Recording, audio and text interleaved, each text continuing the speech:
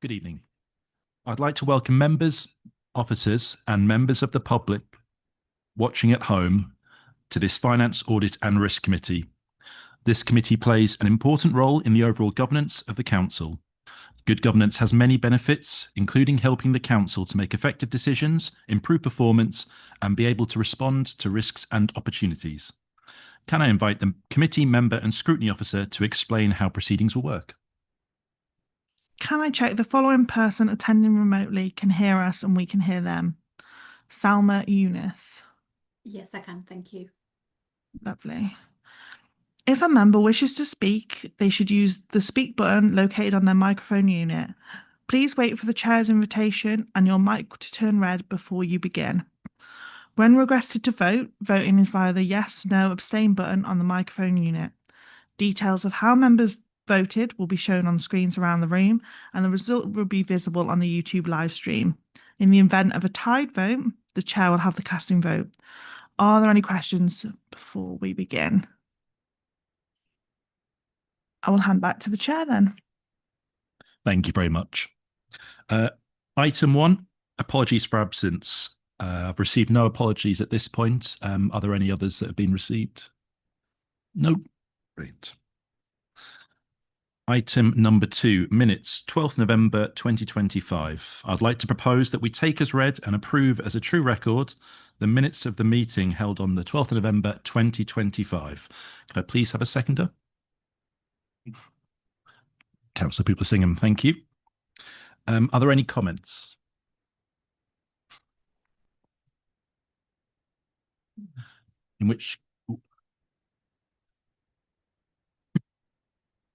In which case, could we please move to the vote?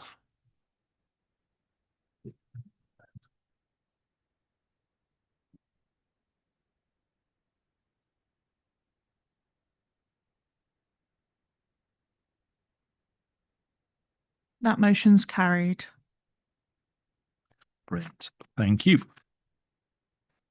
Notification of other business. No other business has been notified. Chair's announcements. In accordance with Council policy, this meeting is being recorded. The recording will be available both on the Council's YouTube channel as well as on the Council's ModGov site alongside the documents from this meeting. Members are reminded to make declarations of interest before an item. The detailed reminder about this and speaking rights is set out under Chair's announcements on the agenda. For the purposes of clarification, 4.8.23a of the Constitution does not apply to this meeting. Therefore, a member may leave the room during the debate and consideration of that item and be able to vote. However, please be mindful of the business on the agenda and wherever possible, leave at an appropriate point in the proceedings. Item 5, public participation. We have no public participation this evening. Item 6, SIAS Progress Report 2025-26. I'll hand over to Chris Wood to present. Mic came on automatically. Happy New Year to everybody. Probably heard that too many times already if you've been back at work for a few days, but meant sincerely to everybody. Report of two halves, I think. I will pause halfway through on the main progress update on delivery of the plan and then talk about the member briefing paper, which is attached to the back of the report. And indeed, my main message, I think if everyone wanted to turn to page 24 of the pack or page 12 of my report, everything I want to say is encapsulated in that table. So that picks up all of our progress this year. I've been reporting some of my concerns around delivery previously to the committee, but quite a number of those audits have turned green, meaning draft or final reports have gone out. So progress has been somewhat improved since I came in September, I think it was. Just to say that assurance mapping update went out earlier this evening, so that's another one that's ticked over to green. And probably in all honesty, the leisure centre decarbonisation should be green as well, certainly through to the end of Q3. There's a number of audits and field work, number of terms of reference issued for those audits, but bearing in mind this is a back-ended plan, in order to finish it on time, either by the end of March or certainly by the time I do my annual assurance opinion in June, we do need to get traction on a number of audits. But suffice to say, there's been good progress since I reported in September. Otherwise, the rest of the report picks up the normal things I like to report to you around audit plan changes, our performance, the implementation of high priority recommendations, etc. So if I pause there and take any questions on the first part of the report. Thanks, Chris. Are there any questions from the committee? Councillor Brown. Oh, sorry. Yes, sir. Sorry, Councillor Ward, you're first there. Sorry. Oh, thank you. Before, thanks, Chris. Just a technical point on get this page right. Page 17 of our pack. That is, I think, page 5 of your pack. Talking about the amendments that have been agreed with management. Point 2.8C. Yeah. EV charging is listed twice. Is that just a typo, or is that instead of something else you forgot to mention or meant to mention? No, that is very well spotted. Despite me writing it and someone else proofreading it, that has slipped through. So thank you. It's definitely not intended to do it twice. Twice as much work is definitely not what we try and do. Okay. and a more material question. But that's good to hear. Is I think on the key page you just talked about. If we go back to 24, I'm just curious to know why some of the Q4 ones have been completed before the Q3 ones. It's a very good question. So if we have audits during the year that are pushed back or deferred, we usually try and bring something else forward so that the plan doesn't stall entirely. So if one service area can't manage the delivery of an audit, let's say I'll pick randomly, let's say September, but another one can kick one off instead, then we'll pull another audit forward. It's just to keep momentum with the plan. Okay. It's not indicative of any problems with the ones in Q3 or? Indicative only of the fact that they couldn't start, whether for capacity or vacancies or anything else. And we're happy to defer so long as we can bring something else forward. Although we're now at that time of year, as I was hinting at earlier, with a back-ended plan with a lot of things due in the second half of the year, you reach the point where you can accommodate that less and less. Let's put it that way. Okay, thank you. Thank you. Councillor Brown. Thanks very much, and apologies for being a bit late. That's the rail service for you. I note under 2.4 that there's a high priority finding regarding the estates audit that's been delayed several times. In February last year, we were told it's going to come forward in March. Now we're being told it's next March. What assurances can you give us that it won't be slipping again?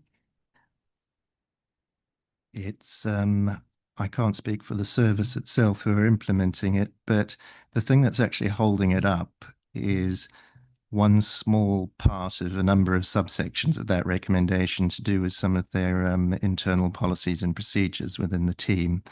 The rest of it's actually implemented.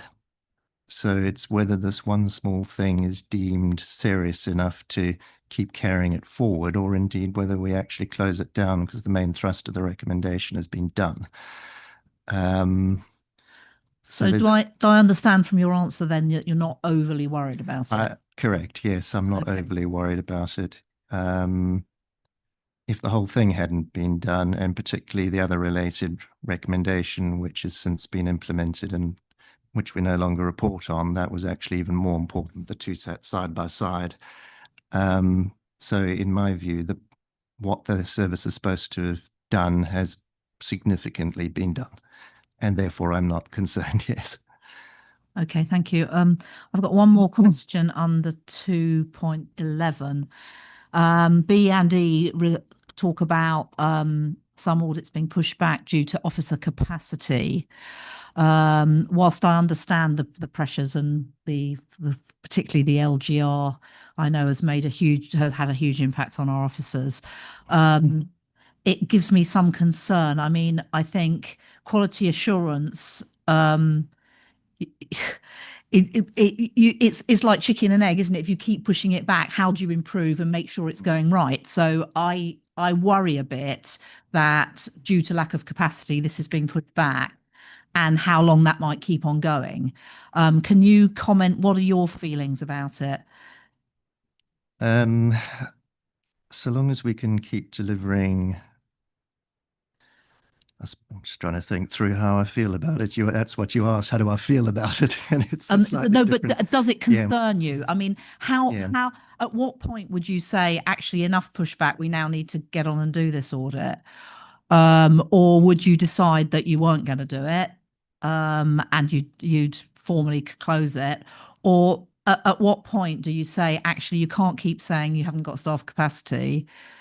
How long do you allow that kind of pushback is really what I'm asking. Yeah, I mean, it's one of those things where we work very closely with the council. And as I was saying earlier, if we can bring other audits forward such that that can be accommodated by doing it later, we'll keep providing the assurance we said we'd deliver as part of that plan. So, but we're reaching that time of year now where if we want to finish enough work to support our annual audit opinion, we now need to get these audits delivered. I'm working with Ian. We met this morning, for example, and we've talked through some of those where we need to get traction to be able to deliver them. Our resources available now, and the more we don't apply that resource now, the more as a team we have to divert that resource elsewhere because they can't sit around doing nothing. That means they'll deliver audits at those authorities who can progress audits. We've got PIs, as you know, and we aim to deliver, 90% of your projects by the 31st of March, certainly to draft report stage. But the key is, as I say, is have we done enough work by the time I come here in June with my annual assurance opinion for me to support that opinion and those conclusions with enough work. And we've never been in a position where we haven't been able to do that. So by hook or by crook, we get those audits across the line. But I certainly worry about delivery as you'd expect me to. I think you should be worried if I didn't have concerns about getting some of the audits moving.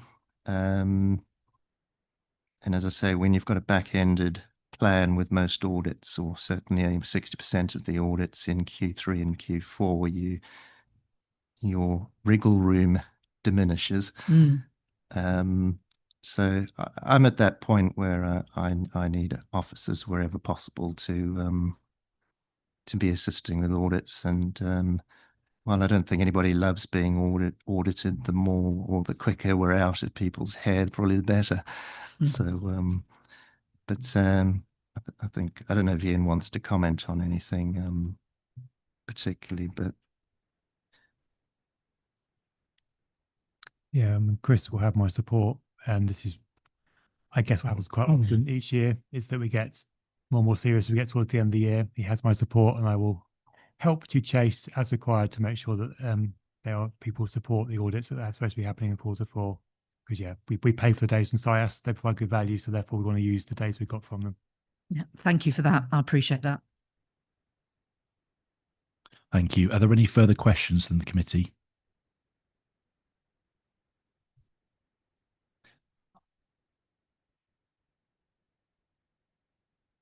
Councillor Brown? Yeah, I'm not sure what my question was about this, but I've highlighted it, so I'm going to ask about it. 2.14, the Churchgate audit was originally due to follow the through-year project embedded assurance approach. It's now a standalone audit. Okay, can you comment on why that is, please? Originally, about 3 years ago, when we got involved with the auditing of Churchgate, we were going to join the project board like we do with the leisure centre decarbonisation and provide ongoing assurance over the life of the of the project. What's happened in those 3 years is actually that we've dipped in and out. So there've been 4 audits in the last 3 years, including another one starting imminently, hopefully in January. And so we have been part of the life of the project over the last 3 or 4 audit plans, but just not on that ongoing sitting in with the project basis, but more dipping in and out over a period of time as the project progresses. So they're just different ways of providing assurance. But it's not better or worse. It's not like it's not being audited or reviewed or anything like that. It's just a different audit approach. And we just changed tack slightly on it in terms of how we deliver our audit work on that. But you can assure me that it's just as robust, or maybe Yes. more robust. Differently robust, I think, is the they're all genuine assurance approaches that we can provide. Okay, thank you. Anything further from the committee before we move on with the report? If not, then hand back over to Chris to continue. So what you'll notice at Appendix E, which is page 30 of the pack, I've done a briefing paper, and about a year ago, when the Global Internal Audit Standards were due to come in, I was going to do a training session. And that didn't happen a couple of times, and so I have now included a briefing paper for members. This is particularly important because this year is the year that the auditors get audited. So SIAS have an external quality assessment due, which is required by the professional standards. And one of the things in the standards is not actually about SIAS, but it's about the FAR committee. And indeed senior managers and their responsibilities in relation to internal audit in particular.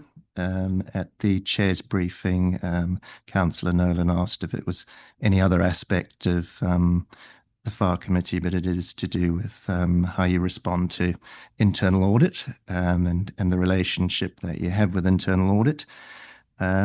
So what this paper does is set out your responsibilities in terms of the global internal audit standards. I'm pleased to say, actually, that by virtue of following things like the SIPFA Audit Committee guidance, we do most of those things I've listed out in the paper. So that's the first tick in the box, if you want, that most of what is set out there, we're actually doing. You are providing the support that we need. You do that by doing things like approving our audit plan, following up on progress of that plan. You receive our annual assurance opinion. You approve our charter, which is essentially sets out our rights and responsibilities.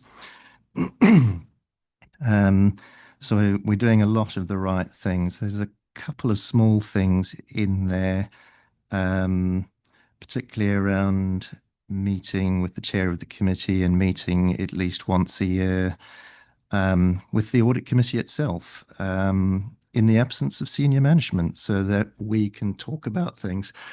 Now, I've often wondered if that's strictly necessary. I usually like to know that the committee is open to that should I need the committee's support or need to talk to the committee about anything going on in the authority. But the guidance is actually that we meet, so without senior management present, and certainly that I meet regularly with the chair of the committee. Now, those bits we're not quite doing, but nor have I felt the need to do so. However, ahead of as part of conforming with the standards and ahead of an external quality assessment, those are probably things we should be doing. So look out for perhaps a meeting at some point although I'm not sure what the agenda of that would look like just yet. But those are some of the things that you're being asked to do that we don't currently do, but I'm pleased to say that nothing in there alarms me. And the only other thing we haven't done in there, because it hasn't been required, is me coming to you with the plan for our external quality assessment. So that will have to go to all of our partner audit committees. But there hasn't been one due for about 5 years. But as soon as I bring along what's happening and how it will take place, I've just got to keep you informed so that you're aware of what's going on in the world of internal audit in terms of our quality assessments, whether internally or externally. But those are just some of the things we haven't done. But I repeat, I'm pleased to say that we're doing most of those things. So there's nothing to worry about, and you can dip in and out and treat it like an encyclopedia.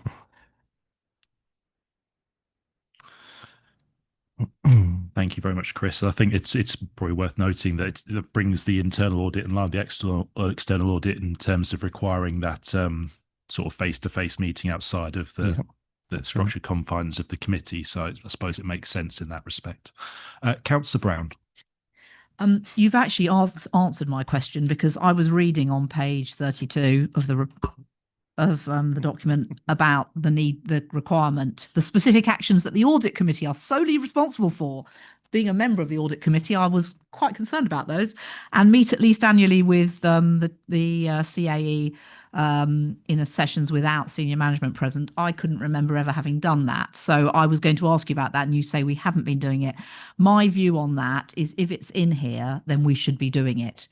If it isn't in here, if we're not going to do it, we should take it out, because I can't agree to this with that in unless there's a plan to actually do it, is where I'm coming from. And I guess it's between you and the chair to decide what the purpose of that, what we would cover in that meeting. And I'm aware that you meet with the chair regularly, but as an ordinary member of the audit committee, I've never met with you. Yeah, I would welcome that once a year. But if you decide it's not appropriate and it's not needed, then let's take it out of the of this report. Yeah. May I come back on that, Chair? Absolutely, and I don't think we can take it out. It's a professional requirement. Therefore, following through on what you're saying, it needs to be done. Yeah. Any further questions at all? John Cannon.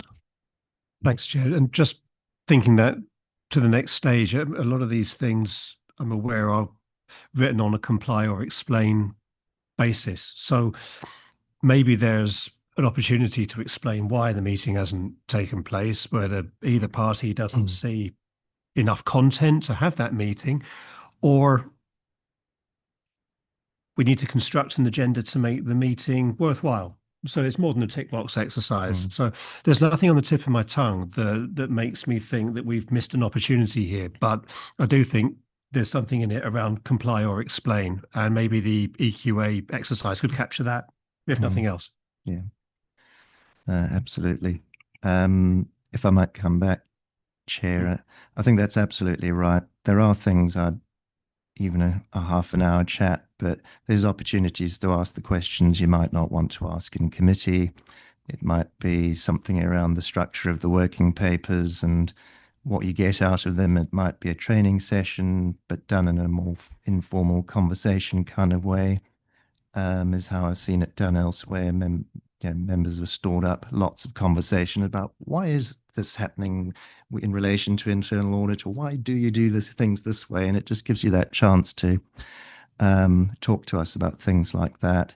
But primarily it's in there, and the reason we have new global standards replacing the old public sector standards is so that there's a common approach all over the world, whether you're in the public or private sector or the third sector. But yeah, it's one of those things where if it's primarily there to give us the opportunity to talk if there are things going on in the organisation that are preventing us from doing our work, or we inadequately resourced, or our independence is in some way being limited. That's what it's there for, to give me the chance to talk to you and indeed to the chair if I'm experiencing problems delivering my audit plan. You as a committee have said, I have a right to do an audit. You've approved my charter. You've approved my plan. And then if I can't deliver that plan in some way, that's essentially what it's getting at, is to give you the chance to, or me the chance to talk to you and us to come up with solutions to that, and for you to exercise your powers as the FAR committee. When you don't have those problems going on in an organization, it takes away a good chunk of what you might have talked about. But nonetheless, I think it's useful, if for no other reason than the FAR committee, to get to know me and the work of internal audit and what we do.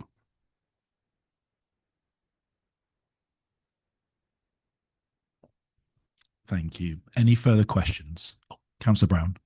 Not really a question, but I was looking under point 14 on page 36, where it says the audit committee members to remain aware of their responsibilities, etc., and presumably, and the wider assurance that the council maintains effective, appropriate resource and independent internal audit function, and that the outcomes are appropriately acted upon by senior management. Presumably, that's something we could do in a discussion with you in that annual meeting.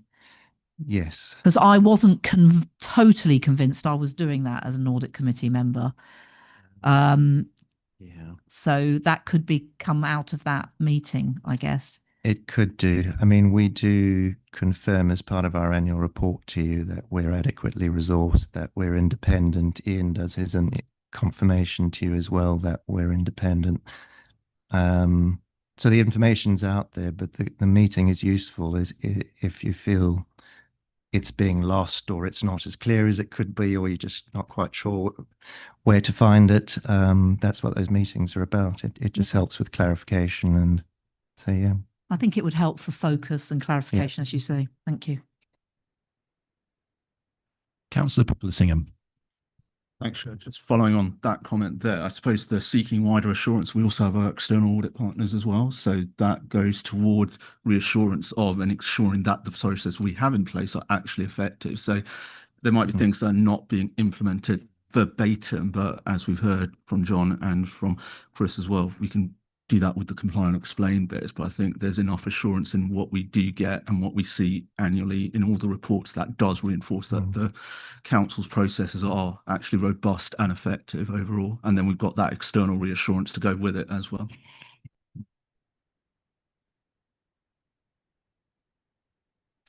Any further questions? John Cannon.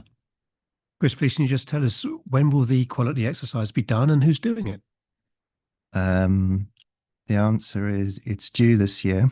So it was last done in the summer of 21 and reported in September 21.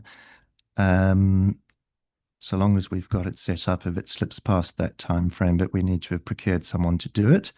That's not happened yet. There are a lot of local authorities, and I'm only talking about the public sector here, who are scheduling like mad. So we've got to get into the schedule of a limited number of people who do this. I have to seek quotes from, following the procurement rules at Hertfordshire County Council, from at least 2 providers. I have been talking to those authorities who have already been through the process to learn something about the people they used. The kind of providers that are out there include the professional bodies like the Chartered Institute of Internal Auditors and CIPFA. There are also a small number of firms out there, or small companies set up by ex-heads of internal audit from the public sector, who are then turning their hands to this kind of thing. And there's a couple of very well-regarded ones out in the market. I also know in Wales, for example, and in London, they're thinking of doing it as a peer review. We've used peer reviews for our previous EQAs, but I think we're looking to step away from that this time, given the introduction of the new standards, and may return to peer reviews in the future. But I think for our first one under the new standards, we want to probably procure someone linked to a professional body or something like that. But so I can't say that yet. I'm hoping to bring a paper in March that will tell you who we've procured, how we've gone about it, and when it's due. And it may well be that some of you are interviewed by the assessor. Bearing in mind our shared service arrangement, I don't think they're planning on interviewing all the audit committees, but across a sample of our partners, they will form judgments. But that's to say, they've been very fond in particular of talking to chairs of audit committees and, dare I say it, John, independent members for that exact reason. So you stand a good chance of being called upon. Fair enough. No problem. Thank you. Thank you very much. Any further questions?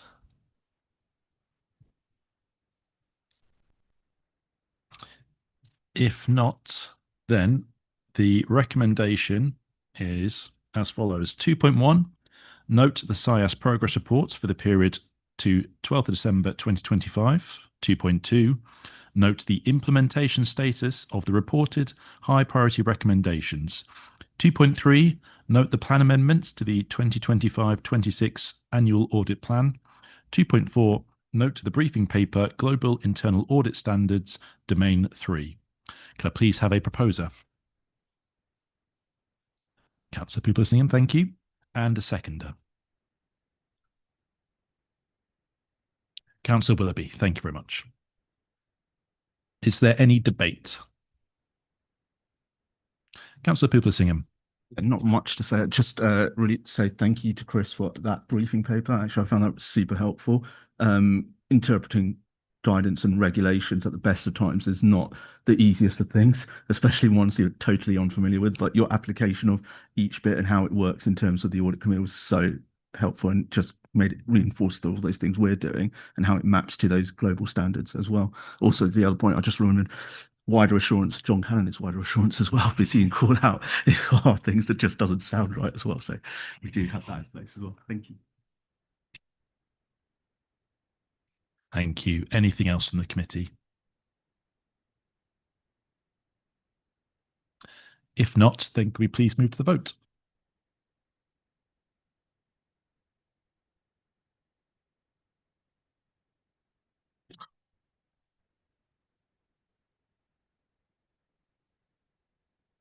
That motion's carried. Brilliant. Thank you very much. So we will now move on, or say thank you to Chris again for presenting. And we'll now move on to item 7, second quarter capital monitoring review 2025-26. I'll hand over to Ian Cooper to present. Thank you, Chair. Given the recommendations, as ever, are focusing on the recommendations to cabinets, and therefore looking at the governance perspective of those and the risk perspective of those. I'll try and focus on the kind of the governance risk aspects of the report, as well as a few key changes that will be coming out over through the cabinet report or probably in cabinet itself. So just on the changes, in table 8.4, we've got the museum and commercial storage, following discussion at open scrutiny last night, and also reflecting having a previous discussion around this project. It is looking like, we'll be able to confirm that the budget for that will be able to reduce to £3 million rather than the current 4 million in total. I still think an aspiration to be even lower than that, but certainly £3 million what we're looking for there. The cabinet report will also feature an additional change in relation to the purchase of bins, as in domestic bins of people's households. This reflects the fact that price increases of bins, the budget's been the same for quite a few years. We've had obviously a big contract change and the sort of pressure on bins from that, new properties, not quite enough in the capital budget for this year to be able to afford all the bins we're going to need for this year. So an extra 40,000 looking out for this year for that. So 50,000 for this year for that. And then finally, just to hopefully reassure you, the description against the resurfacing of the Lairridge car park talks about complications with getting access. We're working on that getting access and how we can make that work, because it is a complication, but obviously it's something that needs to be resolved. We can't just not resurface the car park and just leave it there. So I have the manager and the officer in that area sort of have been challenged to go, but not, yeah, that's good, but what can we do about it? Because can't just let that forever. So that reassurance there, hopefully that is being investigated. In terms of a governance perspective, so table 8.5 talks about the decarbonisation project and the forecast overspend there. That forecast is within the tolerance of 5% we set on the capital budgets, but reported for transparency around the fact that, that we are looking at costs being above budget. So being clear that's the current expectation of total cost. That 474 variance is against the actual total budget as well. So overall, it's about a £17 million project with the money from last year and this year combined. And the final thing to flag to you is in relation to the capital finance requirements that has gone negative during the year. So it has gone positive during the year. So it was negative in terms of we had no need to borrow. With the spend during this year, it has now gone positive, which does mean we'll need to have a minimum revenue provision budget for next year, which is expected. Most authorities have a need to borrow. There's not usually enough capital receipts to fund all their capital program, but just to flag, we have switched into that place. That's what I want to flag from the report, but happy to take any questions. Brilliant. Thank you. Any questions from the committee? John Cannon. Thanks, Ian. Only two small questions, please. This is the report for the end of September. The rhetorical question, can it be brought forward? Can we lose a little bit of the time lag going forward? We're looking at data that's 3 months old now on this occasion. And the other point of detail is that here in paragraph 8.1, we say the council has 127 million of assets that it owns. In the next paper on the agenda, that's gone down to 122 million. So 5 million is worth having, but please, can we just align the papers one way or the other? Good spot. We'll make sure they're aligned in future. Thank you. Yeah, it's always a quandary around how we get our committee cycle working to get the dates right. We've always got the kind of month of August, which kind of just disappears for the summer holidays and no meetings there. So yeah, that kind of leads to then ongoing delays. So to provide some reassurance, a lot of these variances do reflect kind of data more recently, the end of September. We don't go, oh, it's happened after the end of September, we're not going to report it. So particularly in relation to that variance in relation to the decarb project, that's kind of an ongoing position. And actually that was probably the position as discussed more like in November, December time, rather than the end of September. So it's not a complete, like we have a cut off, but yes, I appreciate the concern around how we could kind of stagger our committee dates, but not an easy one to resolve. Thank you. Councillor Pippa-Singham.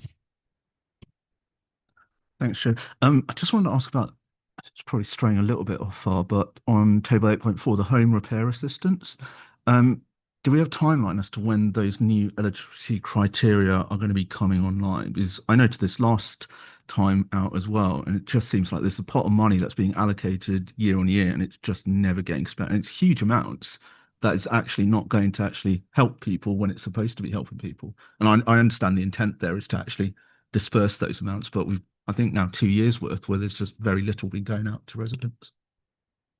I don't know the exact date. I will find out for you and get back to the committee on that. And yes, it's a challenge I put forward every year when we set in the budget for the home repair assistance grants, because we keep adding new and more money into it and never quite spending it. But I think that there is scope out there for people who need those grants. So I will continue to challenge, and I'll get an answer when the eligibility criteria are coming in. Yeah, thank you. Councillor Brown. I'm really seeking clarification just to check that I've understood correctly. So the museum storage is likely to come in under the budget that was set, which was 4 million, but within the 3 million that we thought it would probably cost. Is that correct? That's correct, yes. Yes. Then the Lairage car park, the access issue, is that because it's next to Waitrose? Or why is there a problem accessing it? It's, as I understand it, you need big lorries to get tarmac up to the car park to resurface it. And the access into Lairage car park, the standard access into it is quite a narrow little thing. You wouldn't get a lorry up. It's been windy, isn't it? Oh, okay. So it's Yes, literally the road access. Yes, the road access. Okay, I didn't quite know what you meant by access. Right, I've got that now. And then I think just a sort of very basic question. Oh, the decarbonisation project. obviously that went up in cost a few times and we agreed more and more budget. What's the you saying it's still within the contingency? Can you tell us what we were expecting it to cost and what was the maximum contingency that was agreed, roughly? So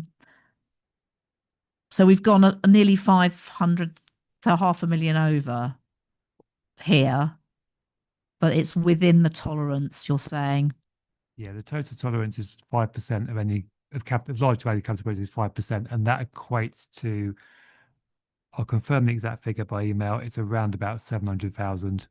So it's within that 700,000. It's within it, but we haven't got much wriggle room left. No, I mean, essentially it will reset itself, because when we report it, it does reset itself back. Obviously, we still want to keep it as tight as possible to how much we're going to spend. But yes, there would be essentially a reset now happen back to, because to reaffirm the new budget, then the 5% applies to the new budget. But obviously, we want to keep a track of the total cost, because we don't want it going out of control. Just keep reporting almost 5% increases. But no, we're getting towards the end of the project now. Obviously, a lot of the work's now happened. Yeah. So, as also completely confident, but there's increasing confidence that that is a kind of getting towards the right sort of number. But there was still scope for some more issues to come out of the woodwork. Yeah. So do you know when the project will be complete and we'll know the final figure?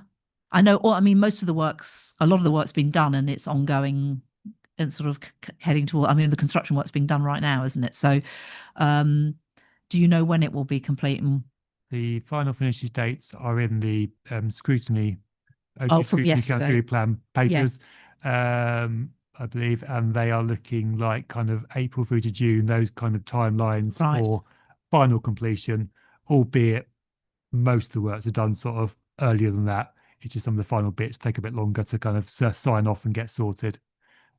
So we won't know within this financial year the final figure. I think there'll still be some costs that will slip into next year, albeit not many, because of the terms of the grant from Salix require most of the spend to be in this financial year. But and we're going to be within their terms? Yes, as far as we understand, yes, we're still going to, we've had some more. There's no risk of falling outside of that.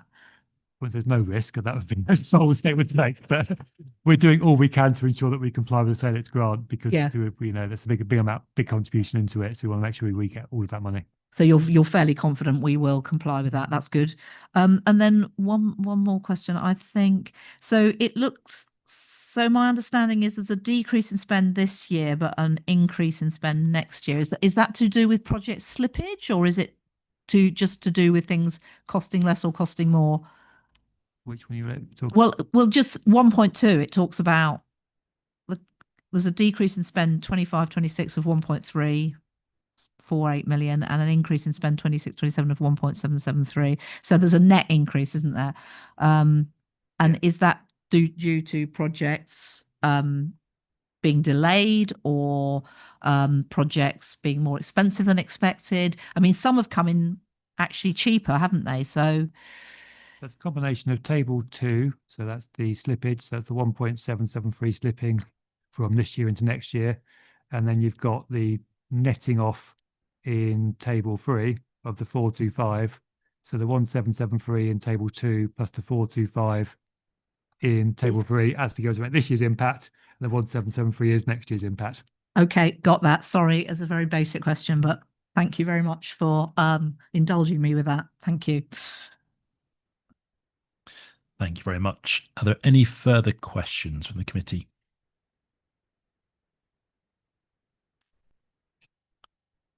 If not, then the recommendation that Finance, Audit and Risk Committee comment on the recommendations to Cabinet, which are 2.1, that Cabinet notes the forecast expenditure of £26.336 million in 2025-26 on the capital programme, paragraph 8.3 refers.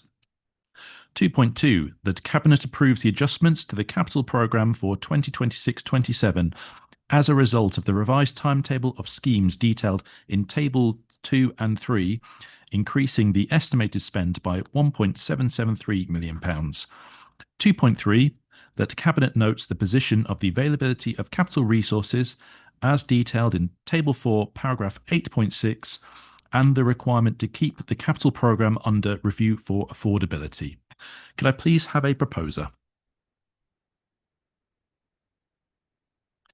Councillor Pupil-Singham, thank you. And a seconder, please. Councillor Willoughby, thank you very much. Is there any debate?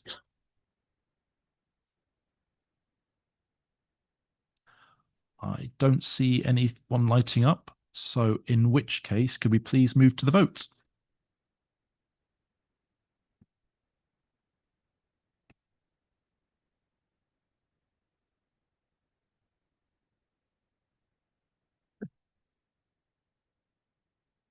That motion's carried.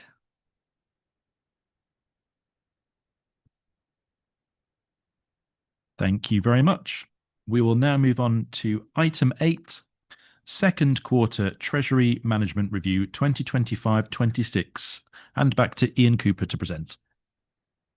Oh, sorry, Paul. Sorry, That's all right. the ward. I just need to declare my usual interest in this item because of my employment and dip out. Brilliant, Yeah, thank you. Sorry, Paul, about that. That's all right. We missed you there. Thank you.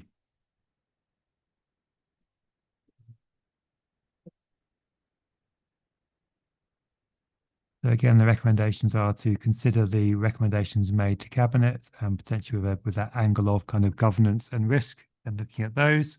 So I'll just kind of make sure I focus my kind of introduction on that basis. So paragraph 8.2, keep it in there, is the fact that I have to declare that we did overinvest with one counterparty during the period. So we had an investment of at one point investment of £4 million Blackpool Council against a limit of £3 million per local authority. The paragraph there sets out sort of the period that took place for. It was an oversight in terms of we already placed a forward deal. So we placed more and more we're looking at forward deals whereby council say, I need some money in this period of time in the future, and we'll place a deal with them and say at that point, yes, our cash flow works, we can give you that money. So we've done a deal with Blackpool. And then another one came along and we erroneously agreed to that one as well. And then when it came up to it, we've paid too much money to Blackpool now, but no, we paid the right amount of money to Blackpool. We just overinvested against our strategy.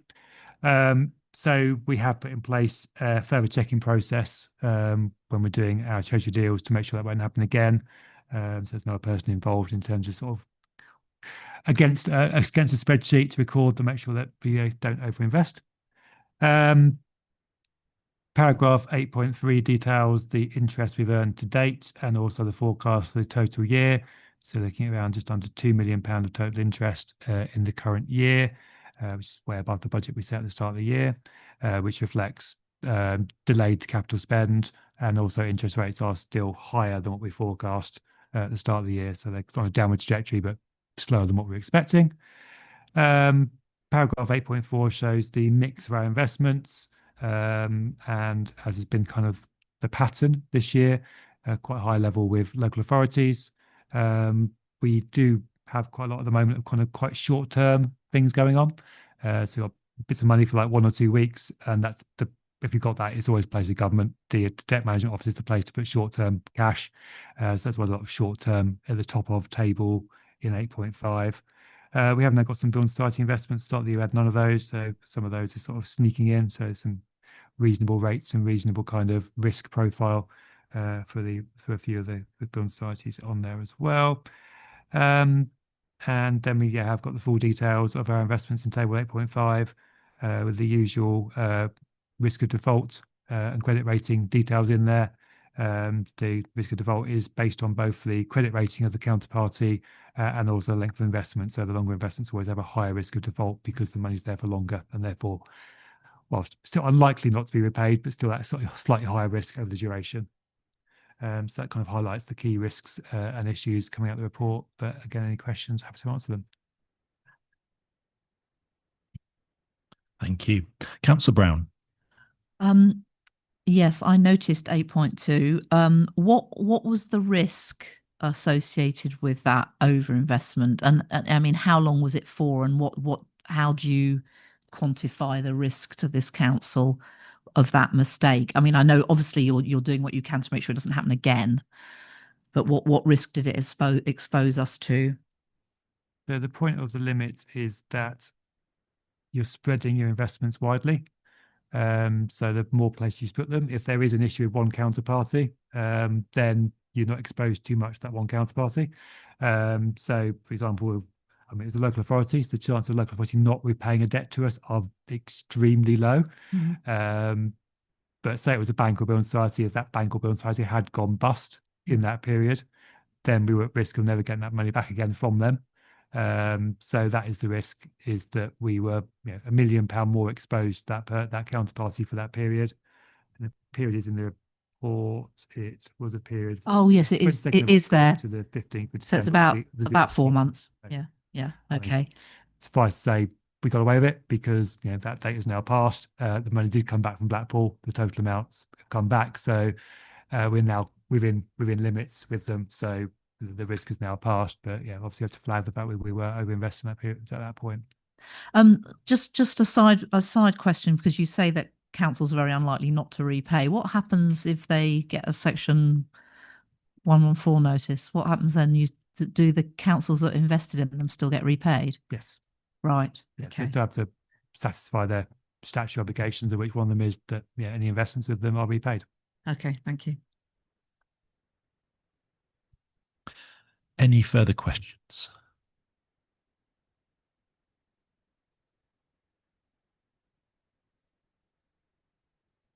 If there isn't any, the recommendation that Finance, Audit and Risk Committee comment on the recommendations to Cabinet, which are 2.1, that Cabinet recommends to Council that it notes the position of Treasury Management activity as at the end of September 2025. Can I please have a proposer? Councillor Pipper-Singham, thank you. And a seconder.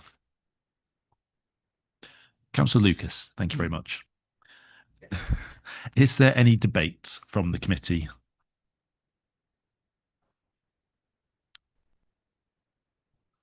Doesn't seem to be. So in which case, then we please move to the vote.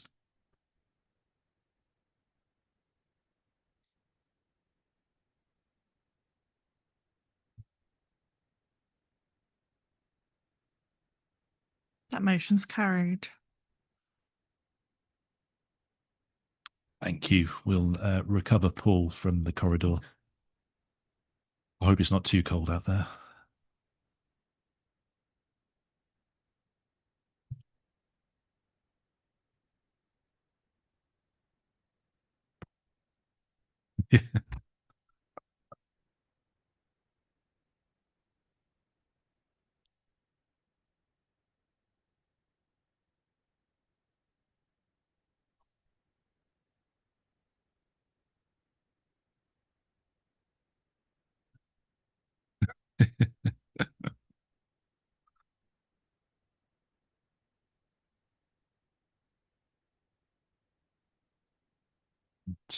We'll move on to agenda item 9, second quarter revenue budget monitoring 2025-26. Ian Cooper to present. Thank you, Chair. And for the third time, I'll reiterate that the recommendations front of the report are the Cabinet recommendations, and that you're asked to kind of comment on them from a Finance, Audit and Risk Committee perspective, and provide any comments to Cabinet as appropriate. So again, I will make sure my introduction focuses on that perspective. So as ever, we've got the long table in paragraph 8.1, table 3, which summarises all the key variances that have been found during the quarter. So we've got a mix in there of kind of unspent, overspends, and then carry forwards. So we've got projects we now know are not going to be delivered within the current year, request to carry forward that money forward to various purposes into the following year, usually for the same purpose. So that's detailed in that table there. We then go through to sort of look at the kind of risk sensitivities within the budget. So looking at in paragraph 8.4, looking at position on carry forward budgets and whether they have been spent in this year after being carried from the previous year. And has become, I guess, relatively common. There is kind of carry forwards or carry forwards, where there is still a definite desire to spend them on that purpose, but for various reasons that has been further delayed. We then go into the corporate health indicators, so looking at our kind of major income streams and the indicators in relation to those. We've discussed before around the low centre management fee, why that's so badly read. That is due to the decarbonisation work, both the costs of the CHP, combined heat and power devices, being removed, and also the lost income and how that's reflected in the various budgets. in relation to that. And then we've got the kind of the raw data in relation to that. So, still got a positive indicator in terms of the actual number of leisure centre visits in the quarter compared to previous director of travel. Slight dip in terms of garden way subscribers, and also on the commercial refuge front. Again, we sort of discussed that last time around the commercial refuge, around that slight dip in those numbers as well. And parking income sort of going in sort of generally the right direction there. And then the next section, starting in paragraph 8.8, talks about kind of the general funding position and the impact of the collection fund and some of the assumptions there and the allocations going forward for those. And then finally, as you'll be aware, we set a minimum general fund balance at the start of the year, which is based on both specific risks and unknown risks. And in terms of specific risks, we kind of monitor those during the year to see how they're kind of transpiring. As you'll see, actually, we've gone negative against that allowance. So it means we did underestimate that allowance in terms of specific risks in relation to that. Overall, general fund impact is still the general fund's going upwards. So we've kind of got away with it in terms of other things, I guess, coming to the rescue in terms of position on our total spend.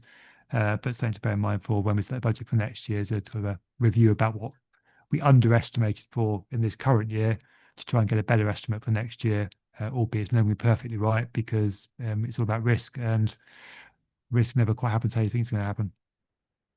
So again, that's the introduction to the report, focusing on those various issues. But again, any questions, happy to answer them. Thank you. Any questions from the committee? Councillor Pupler-Singham.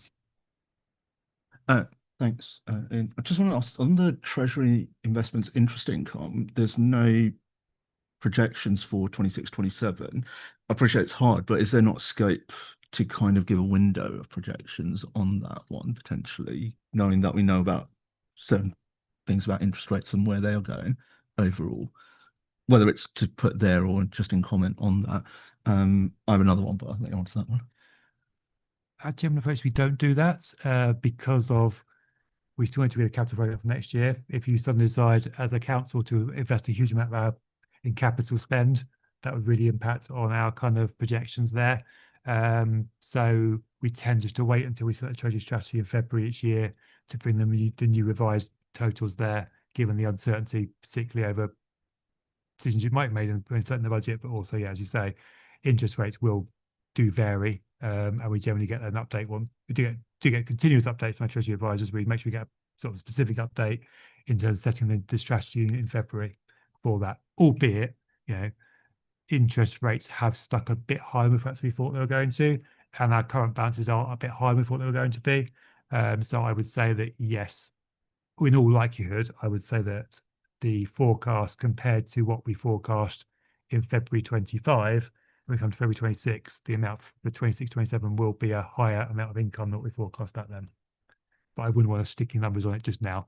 I want to do the full work on that because it is so many moving parts in there. But okay, I get that. Fine. Don't want to be held too hostage on that one. The other one is the expenditure on postage. I appreciate you won't be able to answer this directly, and there's work ongoing. I just wonder, you've been at this a while and you probably know more about council expenditure overall, but is there really scope there? Do we think it's a lot being spent there, but is there scope, do you think, to reduce that significantly? Because I would think that the reason some things are still being done by post is there's going to be inherently necessity to send certain things by post, and you just won't be able to get rid of it. Not everyone can move to digital potentially, but it's just about how much. It's a lot when you just look at it, and over a period of, well, even a councillor's term, that money adds up overall. Do you have any kind of ideas to how much we might be looking to save on that at all, or we're to wait for the exercise to complete? So yeah, there's sort of two things at play in there. There's one, the fact that there's some customers just don't want to be engaged with by, or can't be engaged with by electronic means, so they don't want to be or can't engage through email. And there's also the fact that some things have to be done by post. So for example, when we're collecting council tax debt, as an example, if we're issuing summons, there's a requirement by the courts that they're done by post. There's currently no allowance for those to be done electronically, and so therefore there's a necessary cost there the cost of sending that summons is a requirement to try and collect the bigger amount of money that's due in terms of council tax. And we're not just talking about people who will struggle to pay there. There are people who choose not to pay or don't pay quite as quick as they should do. And therefore, we do need to go and make sure we take the appropriate action to try the money out of them. So there are two elements to it. We are looking at more we can try and do to nudge people to pay more quickly, particularly like council tax. Albeit, I admit we tried that relatively recently and it didn't work particularly well, because we tried to do it by email and text message, and they're concerned about whether the text messages are actually spam. So, whatever you try to do electronically, it doesn't look quite as official as what you do when you send a letter to someone.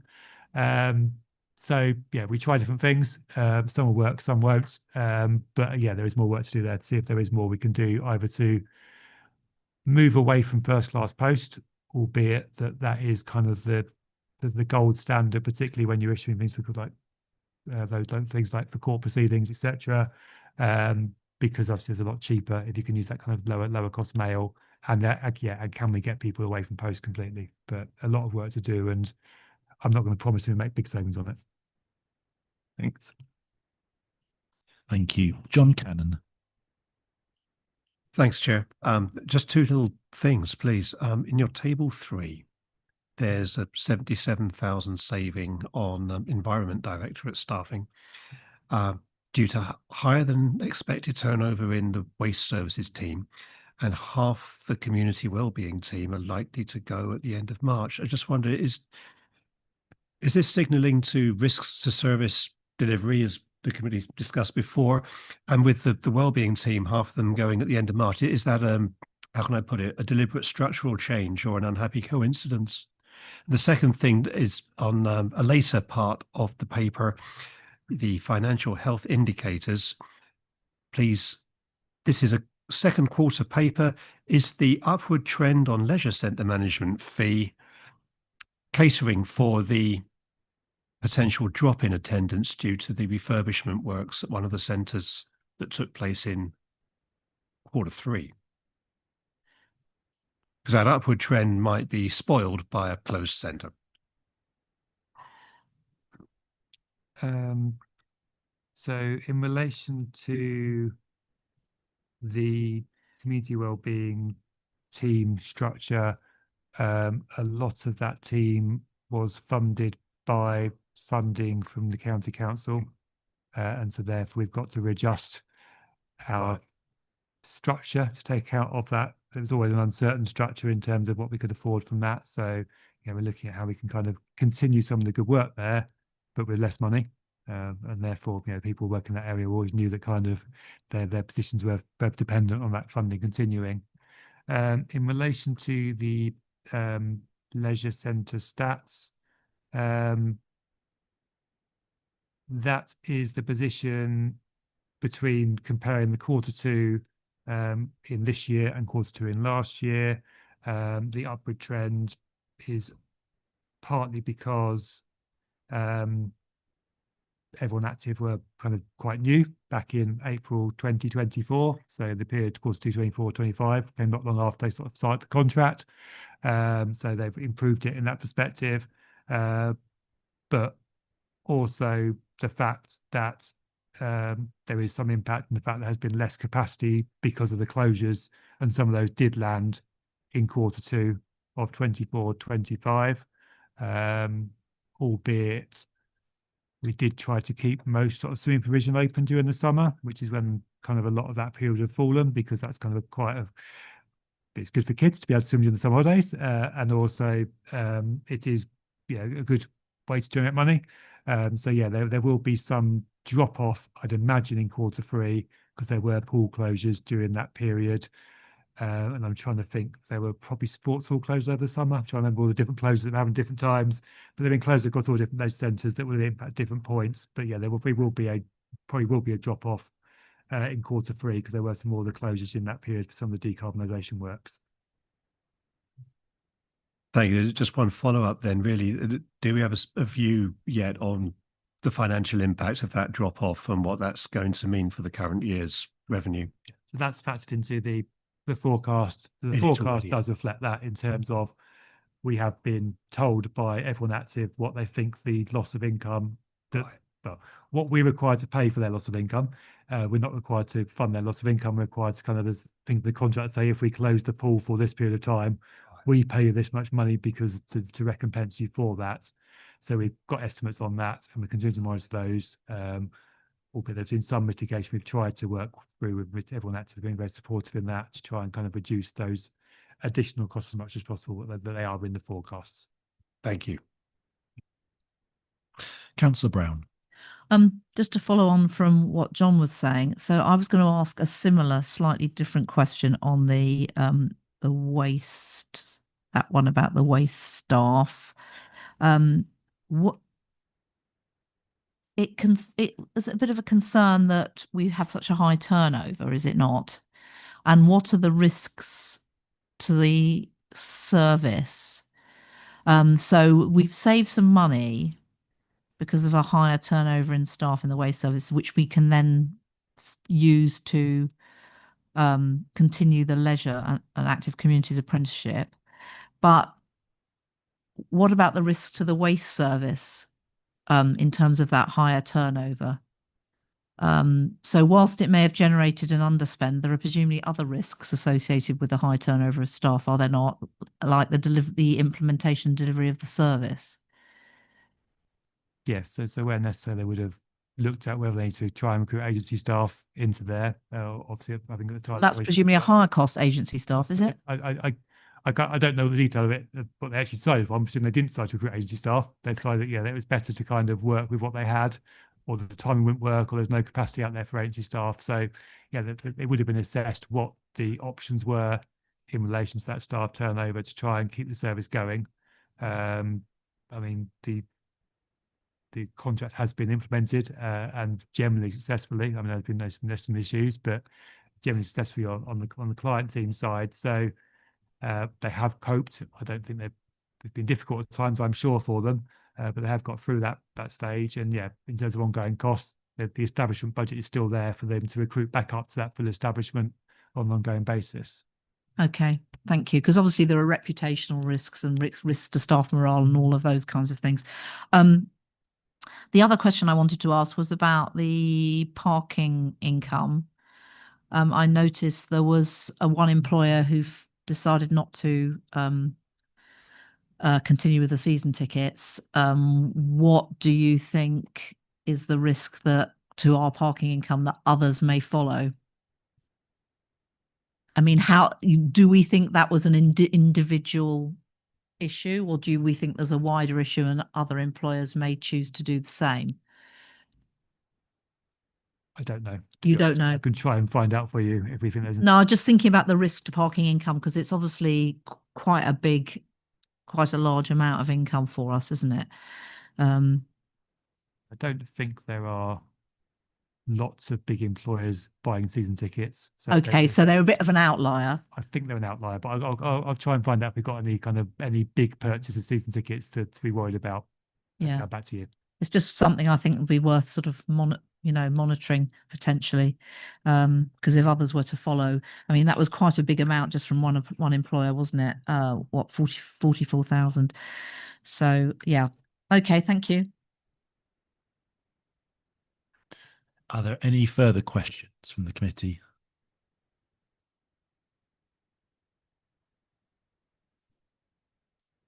If not, the recommendation that Finance, Audit and Risk Committee comment on the recommendations to Cabinet, which are 2.1, that Cabinet note this report, 2.2, that Cabinet approves the changes to the 2025-26 General Fund Budget as identified in Table 3 and Paragraph 8.2, an £846,000 decrease in net expenditure. 2.3, that Cabinet notes the changes to the 2026-27 General Fund Budget as identified in Table 3 and Paragraph 8.2, a total £555,000 increase in net expenditure. These will be incorporated in the draft revenue budget for 2026-27. Can I please have a proposer? Councillor Publisingham, thank you. And a seconder. It's almost at the same time. I'll say thank you, Councillor Lucas. Leave even the numbers up there. Thank you. Is there any debate at all? I think I was just going to start on and maybe run the the risk again around staffing issues, but we've got the risk item coming up in item 10, so I suspect we'll save that discussion till then. If there is no other debate at all, then could we please move on to the vote?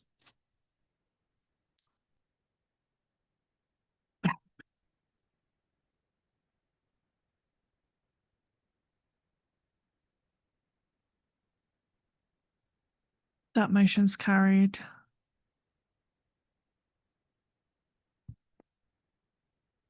Thank you very much. Item 10, risk management mid-year update. I'll hand over to Ian Cooper to present. Thank you, Chair. So this is our half-yearly review of risk management, and it follows the same format we've used previously. So it looks at so the first section we're looking at is in paragraph 8.1.2 and some changes to our risk management framework. They're all very minor, but do ask that you have a look at them and refer them on to Cabinet to approve those changes. So yeah, not many big changes in there, mainly kind of terminology and minor wording changes. We then go into looking at our risks during the period up to the end of September. And we've got our usual risk matrix there in paragraph 8.2.4 to confirm how we do our risk management and look at the risk, how we assess our risks. And then the following 3x3 grid plots our risks onto that grid format. And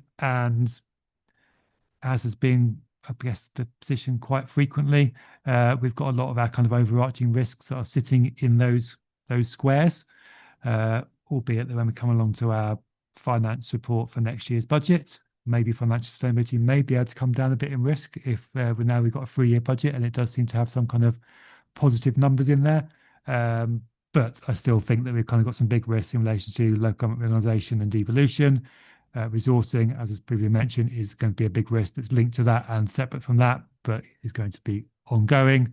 And we should never lose sight of our cyber risks, given the reliance that all other organisations have on IT and the potential for that to get knocked out, even with the great work that our IT team do in relation to that.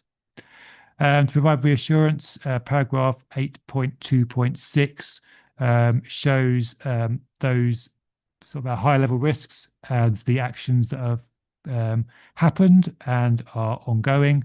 And by putting some of the completed actions in bold, we can show there's movement on those actions between quarters. So even if some of our risk scores never change, it seems there is actions ongoing to try and impact on those in relation to that. We've then got the section which looks at risk reviews and sort of confirms that in general, all our risk reviews happen on time. A few happen late, but within the broad parameters of roughly on time, the vast majority of our risk reviews happen, and there's usually good reasons why there are some late reviews if they do happen late.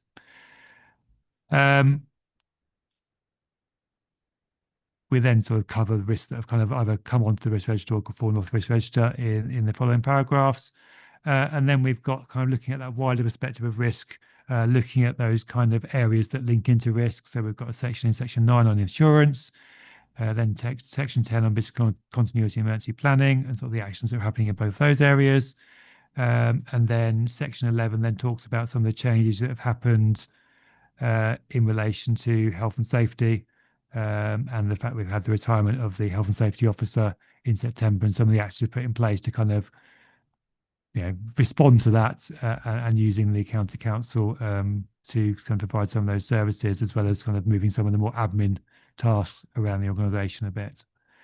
And then we've got a review of the actions from the previous risk management governance report and the progress against those to kind of provide reassurance there.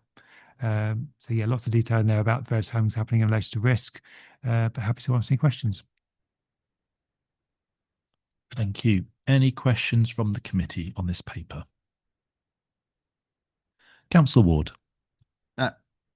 Thanks, Chair. Just glad you mentioned the financial sustainability one. That's going to be one of our questions. In obviously, it feels like there's a potential to downgrade that given the positive news. But what do you think would be an appropriate point to do that? Because I think if I hope you're right, it might be a bit early until we've got things like the budget locked in and agreed and that sort of thing. So should we just maybe take a note to review that at a subsequent FAR meeting?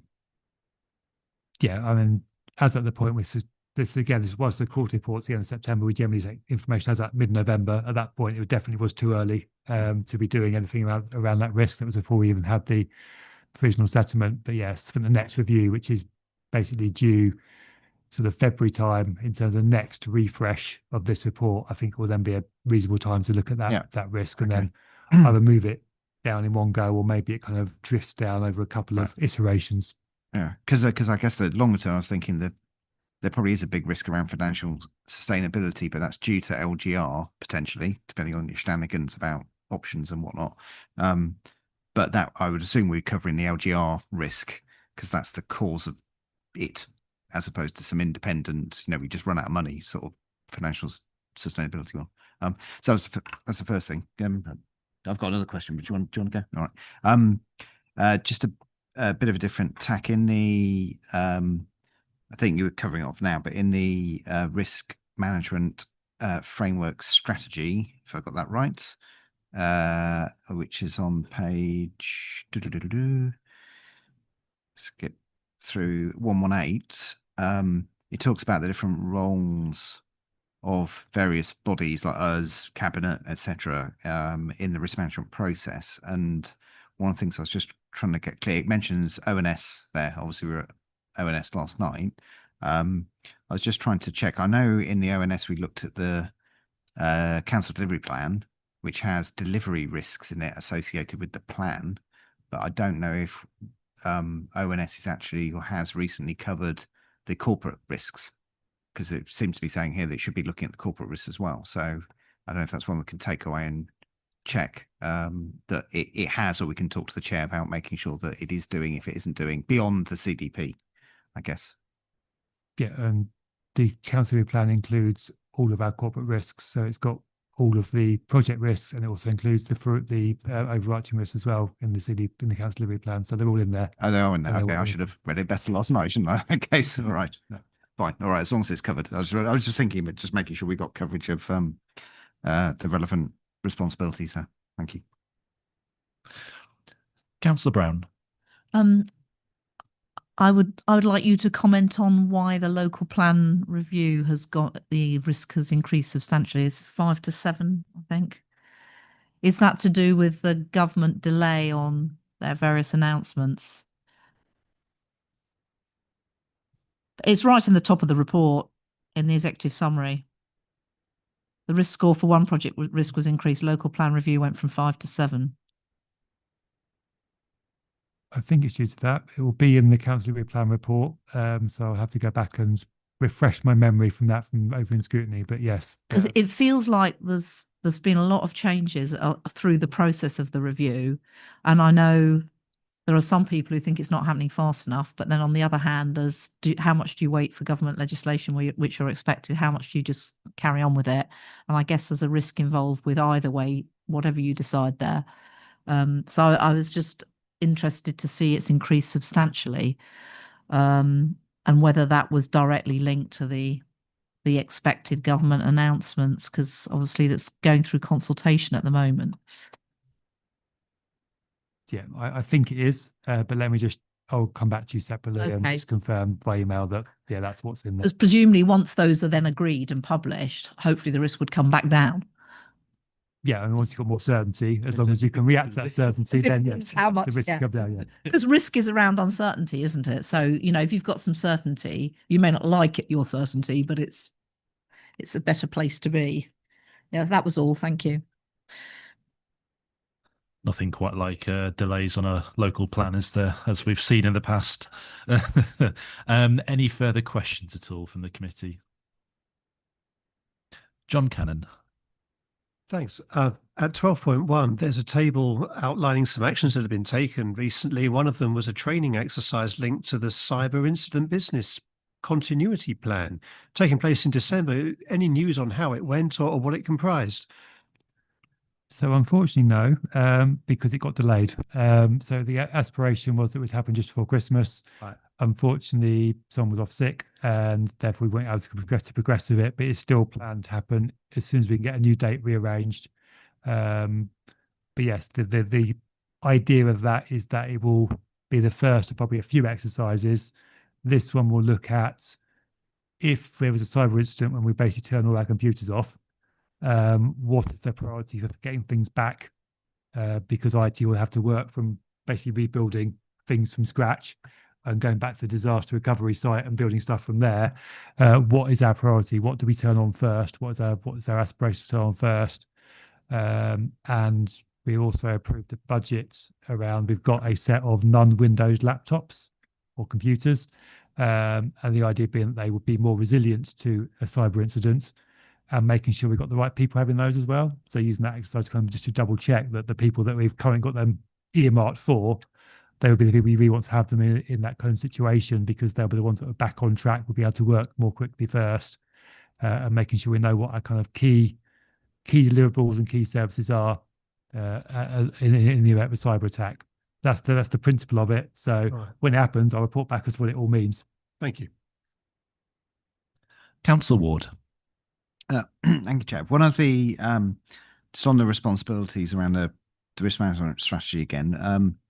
One of the responsibilities on the leadership team is to ensure that the business continuity plans are in place for all service areas.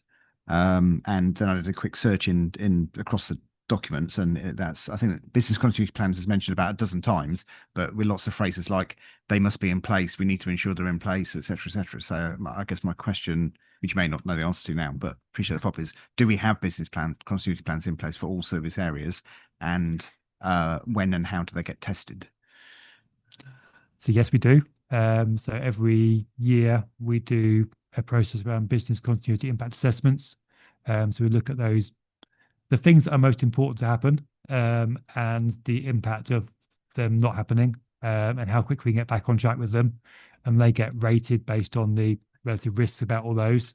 And then we have a kind of plan as to how we then deal with those, to get them back on track, so we can start to deliver those services as quickly as possible, and how we go about delivering to get back to that situation. So some of the low level ones won't have anything, because we'll decide that they're not things to focus on. But then impacts that cyber exercise, it's what do we get going again first? And in the instance if there was a cyber incident, that would be starting with all of them and going, well, which one do we turn on first? But that also applies where you have a localized incident because a bit of software goes down, or because staff aren't available, or whatever it might be, or a building's not Flood in the available. office that would never happen. Yeah. So they're all happen in different ways, and they're kind of working through those. So they're all in place, happens annually to make sure they're refreshed. We need to do more work on training and doing instance practices on them. The manager on business continuity was off sick for quite a little while, so that did kind of stall, but they're back working now. So our aspiration is to do more work on that during this calendar year, to kind of test more of our stuff in relation to all those kind of events and how we're going to deal with them. Thank you. Any further questions from the committee?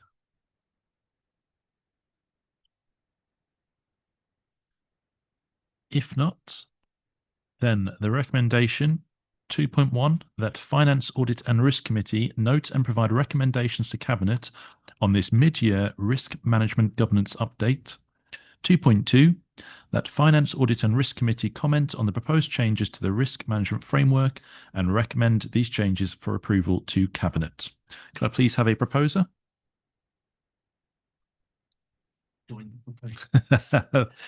Thank you, Councillor Willoughby, and a seconder. Councillor Ward, thank you very much. Is there any debate?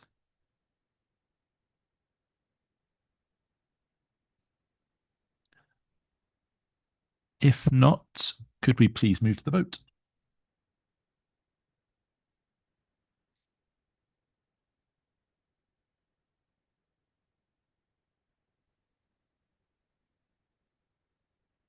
That motion's carried. Thank you. Move on now to item 11, updated financial regulations. Ian Cooper to present. Thank you, Chair. So we required more regular than we have done, but we're required to review our financial regulations on a regular basis. It's part of the Constitution and therefore important it's up to date. In doing that review, there's been no kind of need for any big changes, albeit there are quite a few changes dotted around, but most of them are quite minor. I did get some questions from an independent member in advance of the meeting, and I'll cover some of those as I kind of introduce it, just to kind of cover off some of the points that were raised in those, but then we'll open up to any further questions. But suffice, I'm not going to go through it in intense detail about all the different changes that are in there because they're vast in terms of the kind of scope of them, even though all of them are quite minor. So one of the points that was asked about was the role of the Chief Finance Officer and Director of Resources, both of them being me, as to why I think I need to have sort of two personalities in here. A lot of that is to do with when I'm on leave.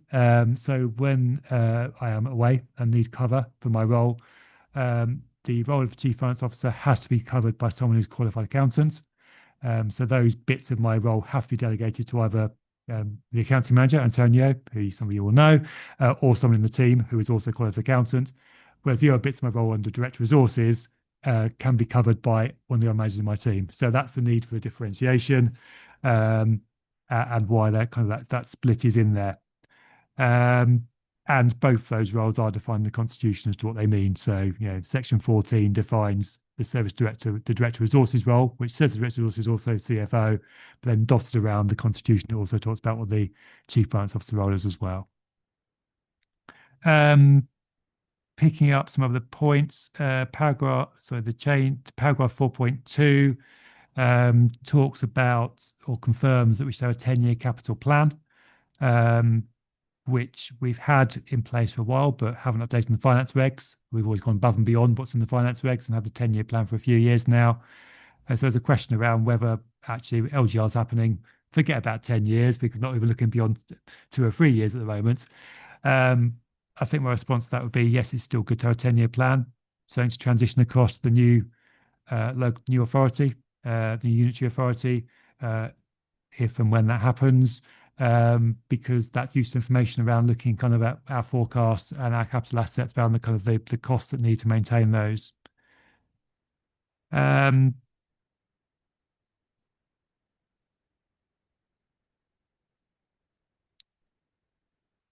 There was also some detailed stuff in there. So section 12.5 talks about land and property, but then the first bullet in paragraph 12.5 just talks about land. So it's talking about kind of the reason we hold land, but actually it should be land and property in that section. So I will propose that as part of taking this forwards for the council version of this, that I add that change in there, just to clarify that, just an extra 2 words. There was a question around paragraph 14.6. I'll let you scroll through back to it if you want to. Currently, it says, and this is the same as what was in the previous version of financial regs, that the internal would document as many risks as possible, which sounds like probably a little bit over the top. So a fair point have been in pointing that out. So I think, yes, I agree that we probably need to slightly change the wording there for the council version. Something like maintain an informed and balanced understanding of key risks is probably more appropriate, rather than just trying to find as many risks as you can, just write them down for the sake of it. So I'll go with that. Also, when kind of going through the response to some of these questions, notice that paragraph 14.8 gets duplicated. So we've got 2 14.8s in there. So in the council version, I will correct that so that the second 14.8 comes 14.9 and then consequential changes to the numbering thereafter. There's a question around petty cash, which is obviously a kind of bit old school in terms of petty cash. We don't tend to use it very much, if hardly at all, but it is useful to have it in there. There are times when maybe having access to cash is useful, and therefore having it there provides for that. If we took it out completely, I'll be going against finance regs to have any cash around. So you just have it in there. And there was a comment, there was a question around, is £10 too little? And I think probably it is actually. I think maybe increasing that to £20, not been increased for quite a few years. So maybe increase £20 so you actually buy something with it, because £10 is quite a small amount of money. So maybe £20, maybe £25. So put about £20 in the council report to kind of reflect that inflation has happened, and we need, if we can have cash and have enough to buy something with beyond the bare minimum. We've got a new section in there about vouchers and gift cards. Principle being that we do use them, and that they are a bit like cash, in that they, if they go missing, they're quite easy to kind of then use them. So good to have good controls over them. So that's why that new section's in there to cover those. We use those for a variety of reasons. We have staff recognition awards. The prize of that are vouchers. We do long service awards for people who've been there for a long time. The reward for that is again vouchers as well. And we also use them for some of our community engagement work, to give out to kind of encourage participation in various things we're doing. So for those various reasons, we have cash and gift vouchers, but adding that in there to make sure they're kind of this appropriate controls to reflect that they are good to have. So that's some of the key points that were brought up in the email I received from John Cannon. And I think covers some of the key points around some of the changes. So things like gift cards, that is a sort of a new area we've added in there to sort of make sure the controls are there. I will stop there, I think, and welcome any questions or any detail that you want to talk about in terms of sort of getting a reassurance that we've kind of got all the right controls in there. Thank you. I think given we've just been talking about those major cyber incidents, the cash bit's probably useful in that sense alone, if nothing else. Any questions from the committee? Councillor Ward. Yeah, thank you. I know this will sound petty, and pun intended.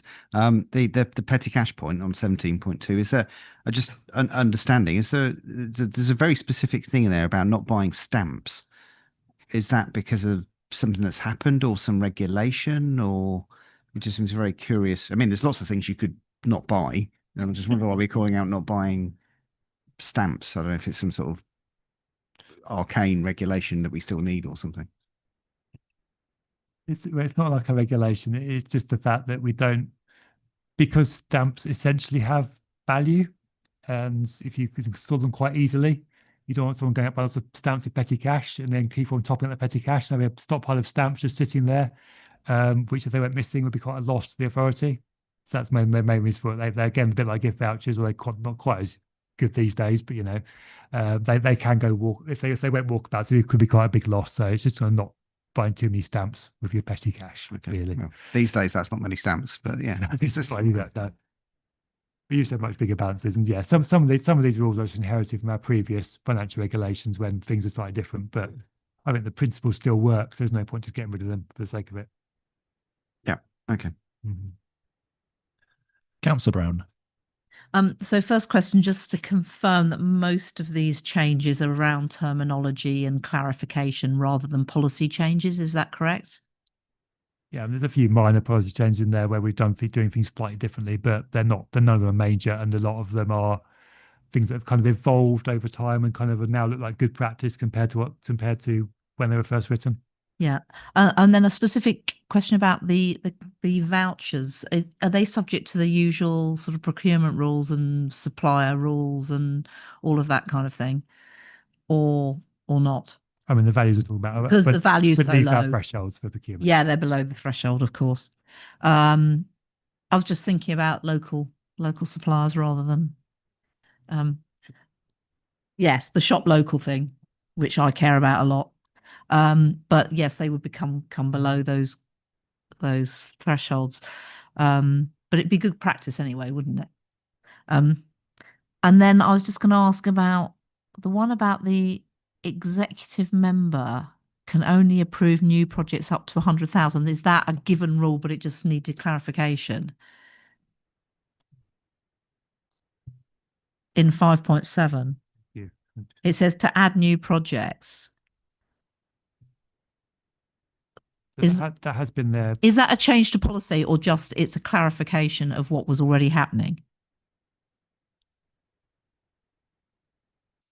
So the The add new projects is a clarification. So it's always been intended that rule was there to add new projects, not to agree spend for existing projects up to 100,000. So the capital program should be as agreed by council at the start of the year. Right. Yeah. And that's this that the project can spend money on during the year.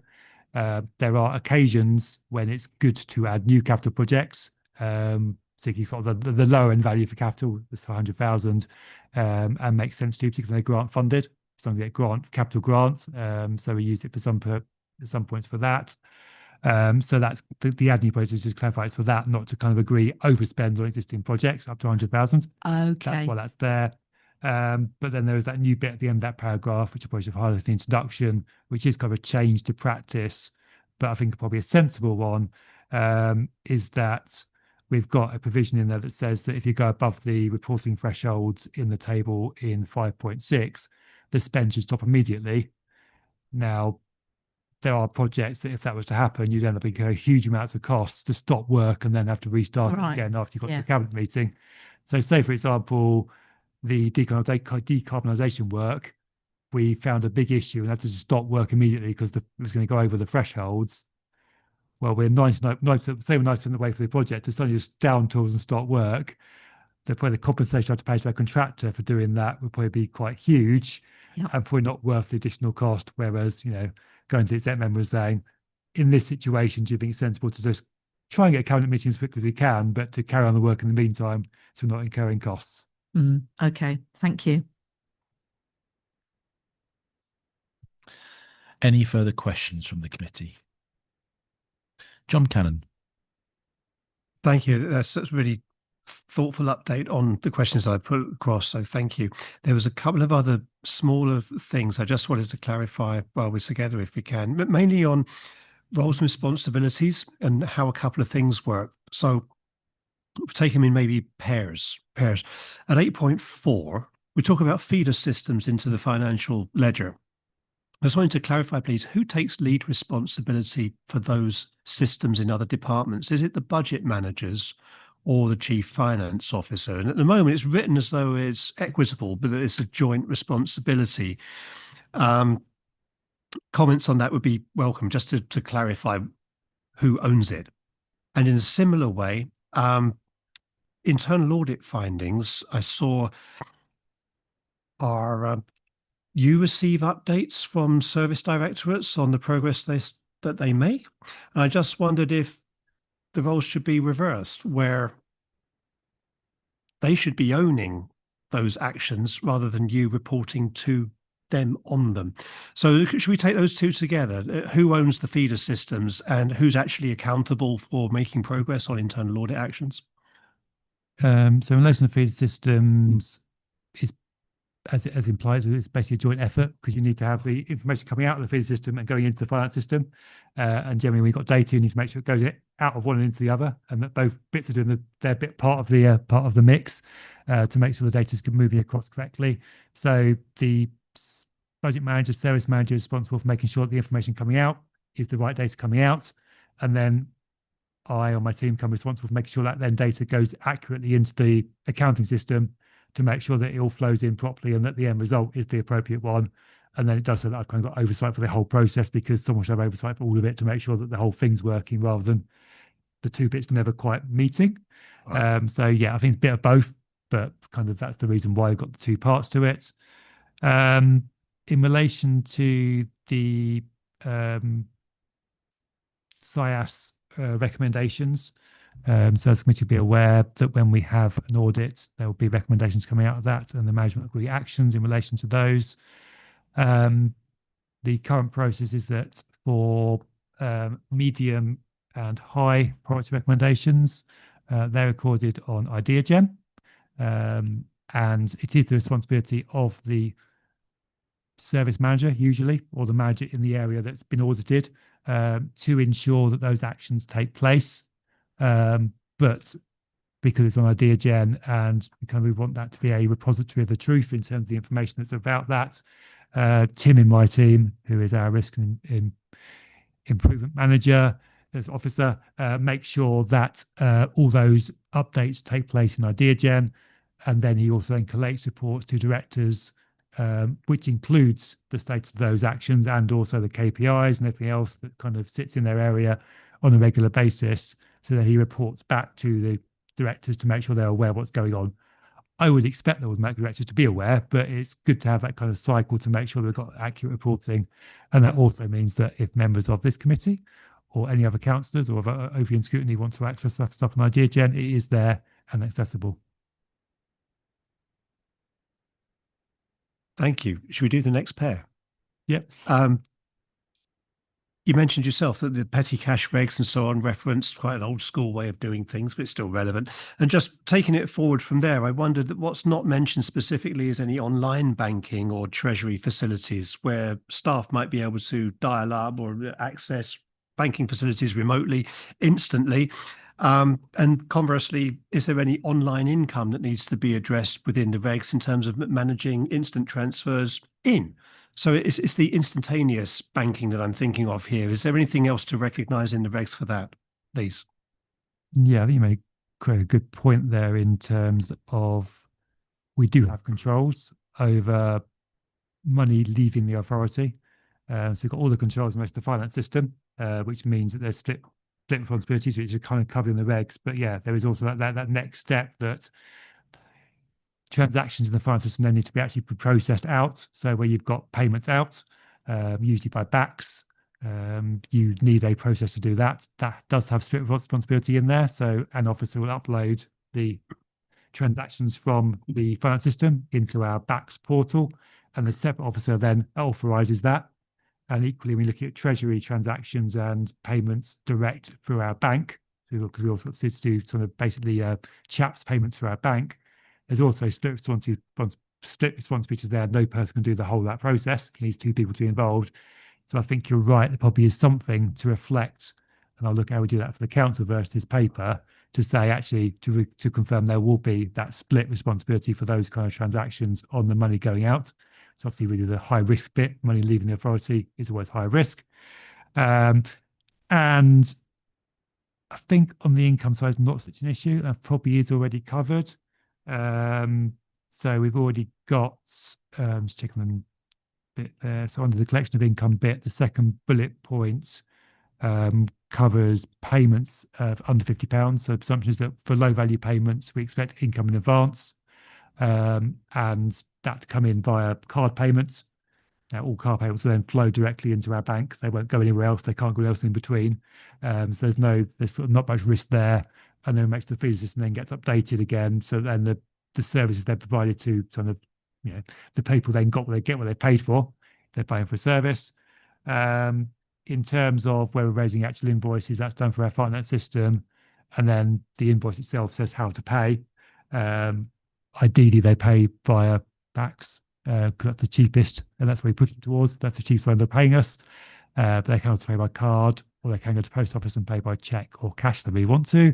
But again, all that process is then embedded in that whole system, so there's less risk there. So if there's a need for that bit to update it, but certainly take your point in the first one around making it clear that the stuff we already got in place around that dual responsibility and that segregation of duties is reflected in the reg. That would be good. Thank you. That just leaves the last pair, and it's about internal audit. At 11.9, there's a commitment to internal audit reviewing the general risk management arrangements beyond its risk-based reviews of processes. I just wondered, could you comment on how regularly that is done? When was it last done? When will it next happen? And then on 14.3, we set out the a summary of internal audit roles. And I just wonder, is it worth checking with Chris that they're a good match for the latest government internal audit standards that he briefed us on tonight? Yes. So in relation to the SIAS review of our general risk management arrangements, the last time that was reported on was in April 23, so not that long ago, but relatively recently. And each year, as part of audit planning, we look at what to include. So we generally look at things where there's been changes. So our risk management approach hasn't really changed much since April 23. Having said that, it has now been over 3 getting 3 years since then. So I think as part of the 26-27 plan, we may include a small allocation. And I think Chris mentioned earlier, he was talking that me and him met earlier today to talk about starting to talk about planning for next year. So that did come up there. So I think probably is a small audit of that in this year, just to kind of provide that kind of just that basic reassurance that it's happening. We've also started to introduce, as you've seen, so the reports you get and in the plan, assurance mapping. And again, that looks at the role of risk management in both specific projects, but also more generally as to how that kind of is providing assurance to the authority that things are operating well. So that does also kind of feed into that process as well. In terms of you mentioned the chain, well, the making sure that it's still relevant for internally what we say they're going to do. There's been no changes, and the global internal audit standards generally look at how we do things rather than what we're doing in audit. That hasn't really changed very much, but I will, as a response to that, just double check with Chris he's happy with what that says, and just if we need to, I'll feed in some further changes for the council version of the report. Thank you. That's terrific. Thanks for bearing with those questions there. There was a few there, so appreciate it. How are we capturing the actions to take next steps then? Is this something that's inherently in the minutes and it will be captured, or is this a candidate for the old actions table that we've spoken about from time to time? And it's not the only one for this evening, of course. No, I have jotted down the ones that need to go to other people in terms of the previous reports. Well, I can answer them. I've probably got an email formulating that in terms of who's to ping that off to. But in terms of the one specific here, obviously the onus is on that to be included in the council report when that goes to council at the end of the month. So yes, trust me, that it'll be in there. It will then be also part of the referral onto council as well to make sure we kind of capture that too. So it should be covered. Thank you very much indeed. Thank you very much for all those. Councillor Ward. Yeah, thank you. Just a couple of questions on themes. Covered on page 13, let's get this right. 138, I think it is. No, 138 of the main pack 138.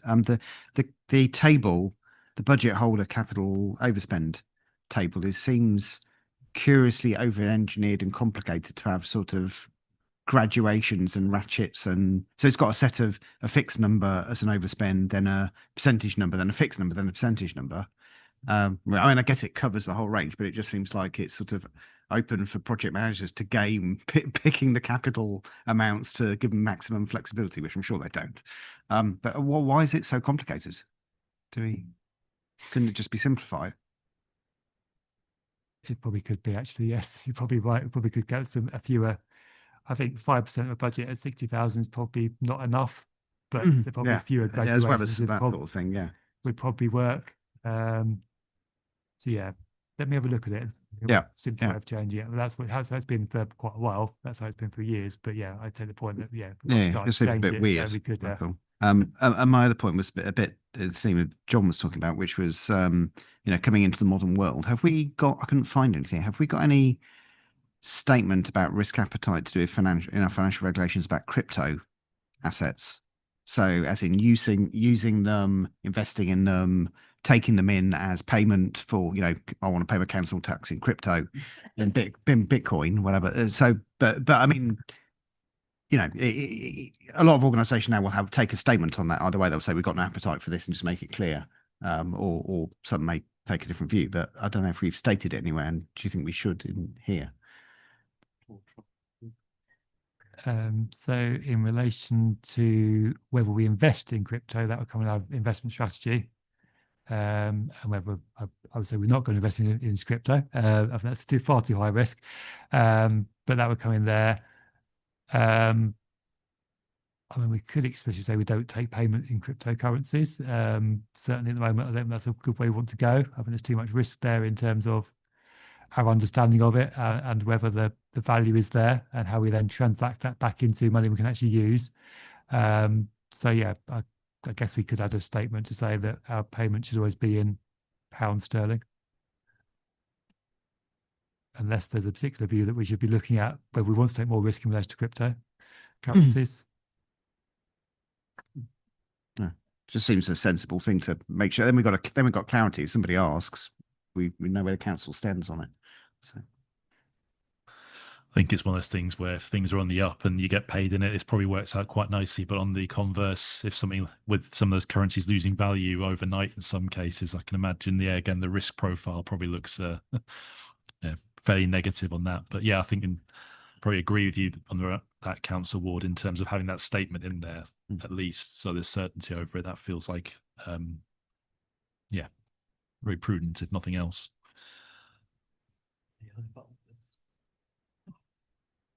Any further questions from the committee? I think there's plenty there that's been put across for Ian to look at. So yeah, thanks for the comments, particularly John for your comments as received previously. So the recommendation that Finance, Audit and Risk Committee comment on the proposed changes to the financial regulations and recommend to full council their adoption in the Constitution. Could I please have a proposer? Councillor Pupler-Singham, thank you. And a seconder. Councillor Ward, I think you were milliseconds ahead there, so I'll give it to you there. Is there any debate? Councillor Pupler-Singham. Just struck me, and I only had 48 hours to get across all the regs in detail and the changes. How do we ensure that all the relevant people are across the financial regs in the council? And what training or assurance do we have to ensure that they are across those regs? So this might go into your exercises that you undertake yearly, potentially. Is it a complex set of regs to get across and processes to be across and need thresholds to be aware of? Is there a bullet point exec summary for relevant personnel that they can just quick check and then go to the more detailed elements if they need to? I suppose it's a question more than debate. That's fine. I'm sure we can flex the rules and do a question and debate section. So I think there will be a communication go out to all mains managers to make sure they're aware of the rule changes, because it generally affects managers more than it does other staff, although some of them will affect all staff. So an obligation on their managers to kind of sort of make sure that message is sort of communicated downwards. As I sort of said, I don't know any big changes in there. A lot of the changes are process ones that affect me and my team, and they've been fully consulted on this. In fact, all the leadership team have also been consulted on these changes as well. So we'll do some comms coming out the back of it to make sure that people are aware of the rules. But I mean, there's nothing major that's going to affect many people in there, but we'll make sure they are aware of it anyway.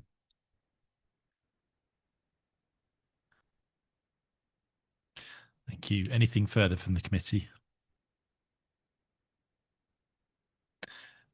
If not, could we please go to the vote?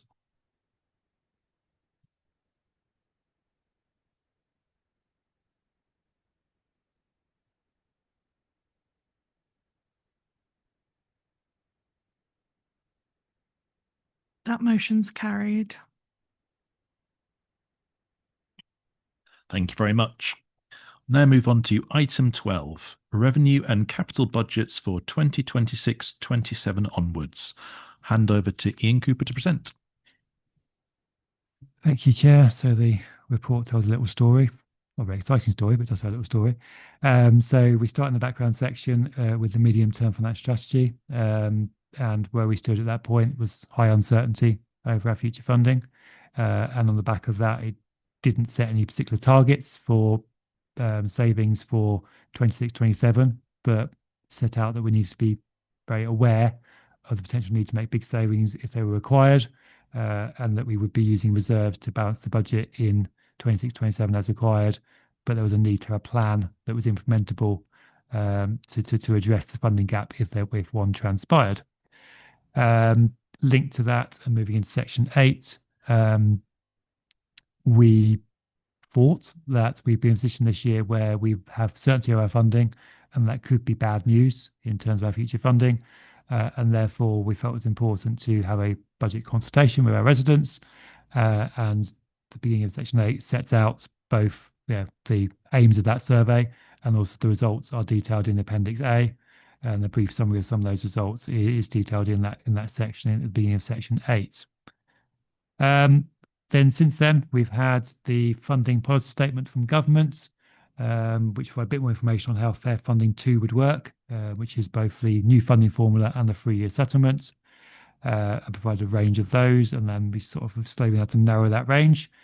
And then on the 4th of November, we got notified of our estimated extended producer responsibility payments for 26-27. They are estimates. There's not a guarantee. For 25-26, there was a guarantee that they would be met even if they went down. So there is some risk there, but the amount is going up from the current year. We thought it might go down, but it's going up. There's a typo, which you probably noticed, in 8.8. That should be 1.787, not 7.787. They've gone up, but not by that much. So yeah, note that typo in there.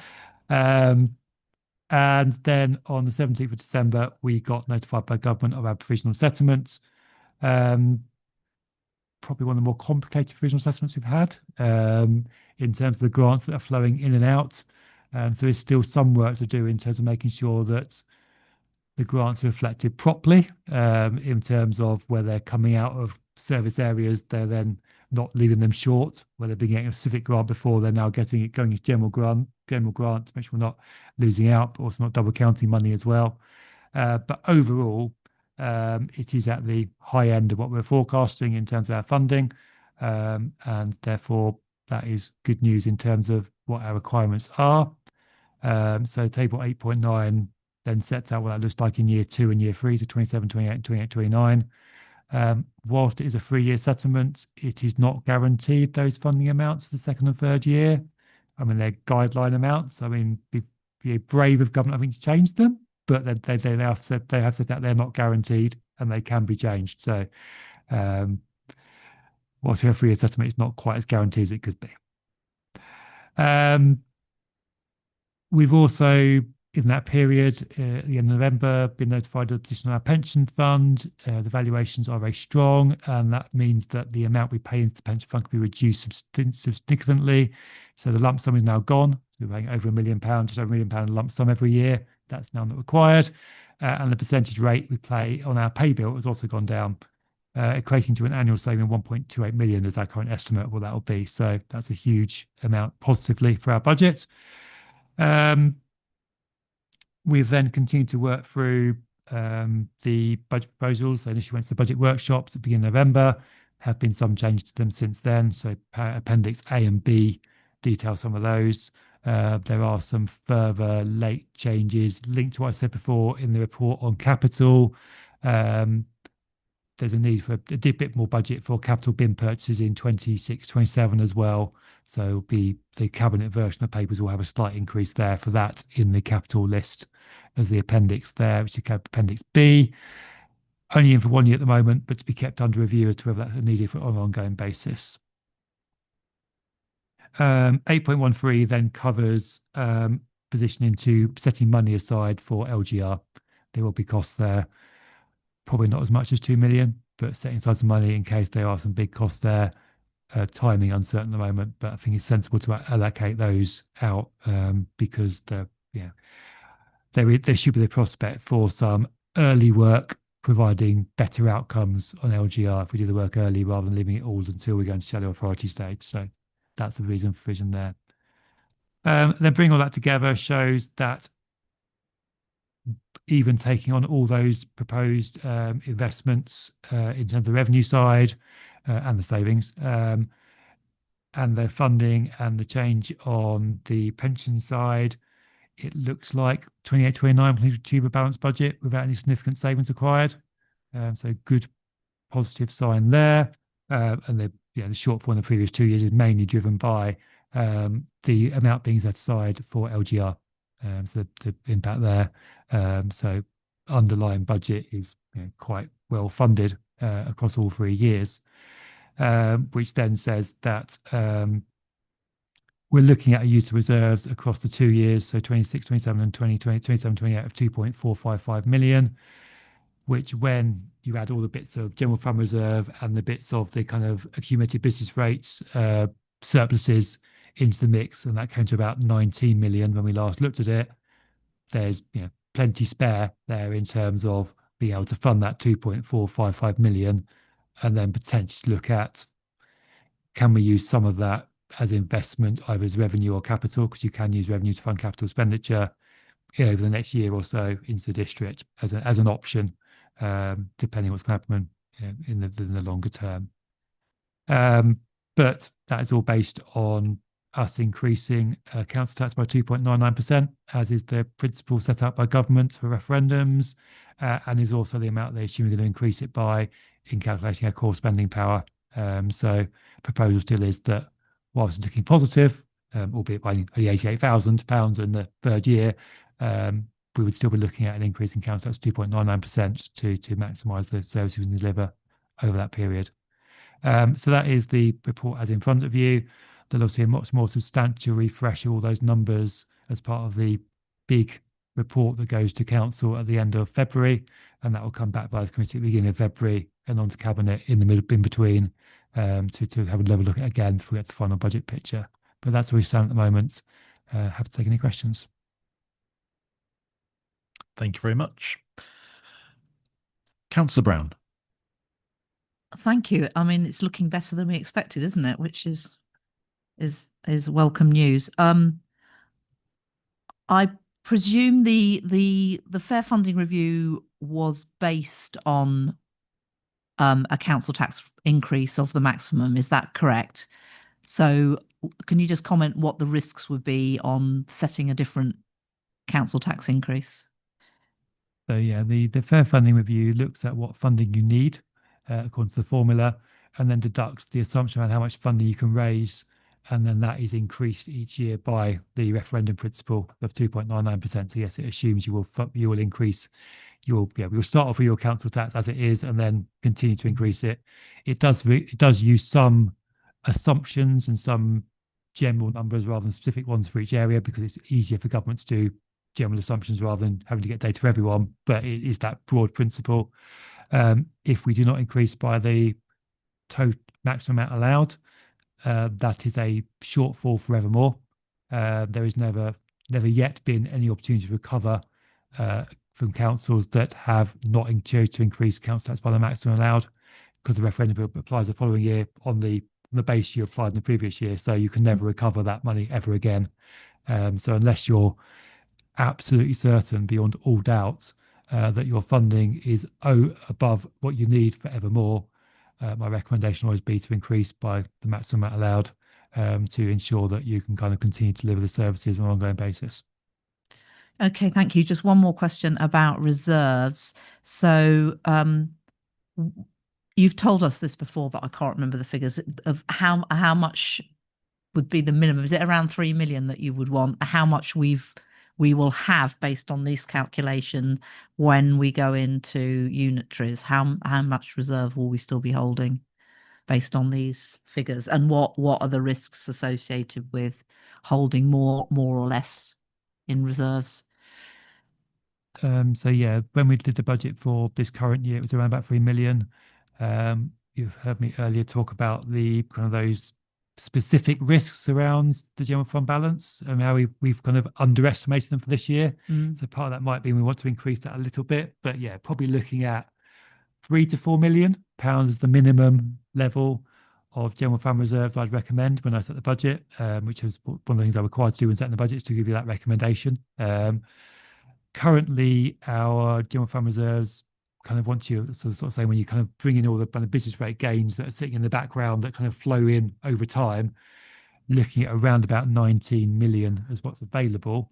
So we're going to use up about just over sort of £2 million. So that ends up around about just under 17 million. There is obviously a gap there between the minimum level and what we would hold.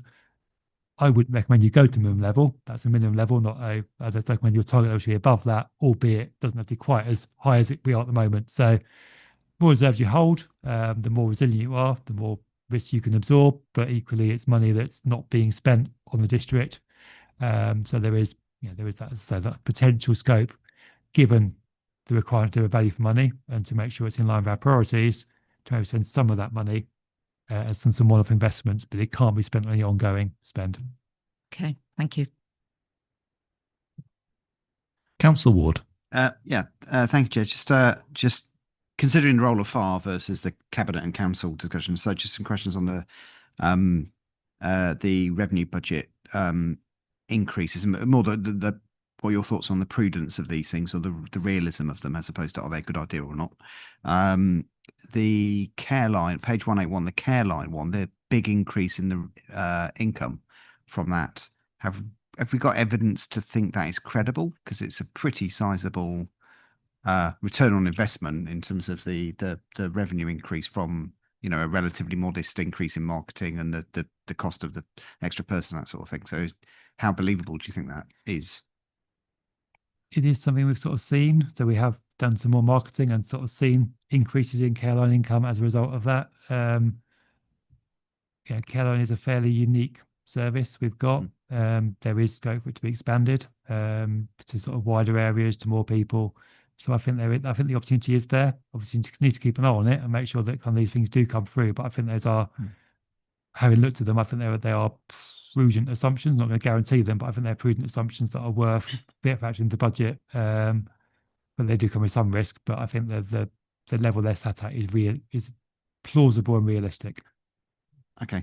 And then a couple of other ones on just extra stuff there on both on page 182.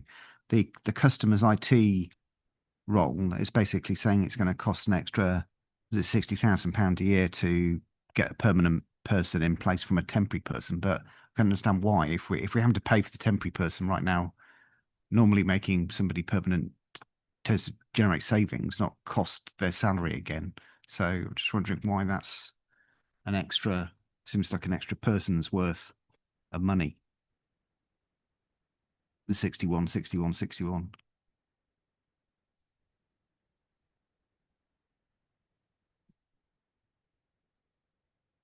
it says make the current temporary developer role a permanent position. Yeah, so the funding is currently coming, I think, from a carry forward budget. So there's no permanent budget so there's there. no So budget it's there funded as temporary as in for it. one off. And this is saying the work's there, so we'd like to keep that post going on an ongoing basis. Okay.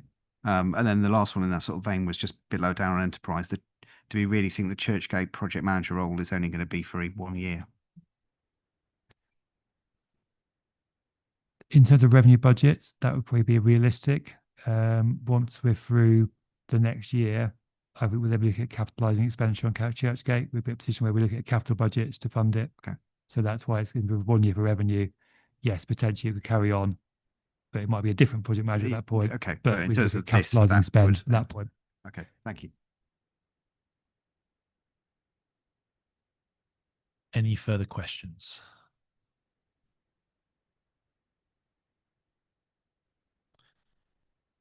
If not, the recommendation that Finance, Audit and Risk Committee comment on the recommendations to Cabinet, which are 2.1, that Cabinet notes the Council's expected funding for 2026-27. 2.2, that Cabinet confirms, in line with the medium-term financial strategy, that budget forecast should be based on increasing council tax point by 2.99%, the maximum amount allowable without a local referendum, noting that government have assumed council tax will increase by the maximum allowed in calculating core spending power. 2.3, that Cabinet agree with which proposals, revenue and capital, should be taken forward as part of the budget setting process for 2026-27. Could I please have a proposer? Councillor Poopler-Singham, thank you. And a seconder. Councillor Lucas, thank you very much. Is there any debate from the committee?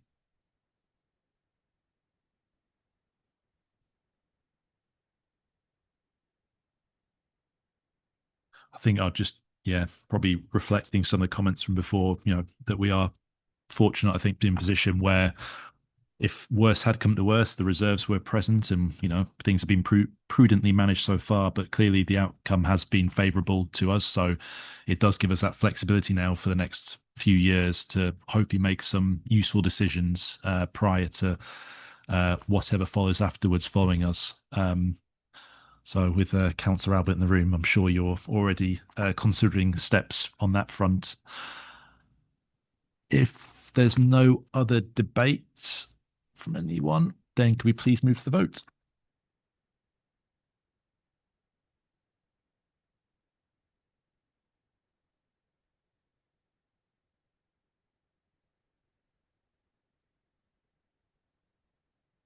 That motion's carried. Thank you. Item 13, possible agenda items for future meetings. So our usual final item, just if there is anything suggested by anyone, any items for consideration potentially, if there are any specific areas. Again, if not now, then feel free to get in contact in between now and the next meeting, and we can look to get things included then. Councillor Pupil-Issingham. Again, I think we had this convo previously, but something on well, this might be more training related actually, but the business rates and retention versus what's going back to central government and how that works potentially. It's training oriented more than anything. I'll look to Ian in terms of that as a future training item.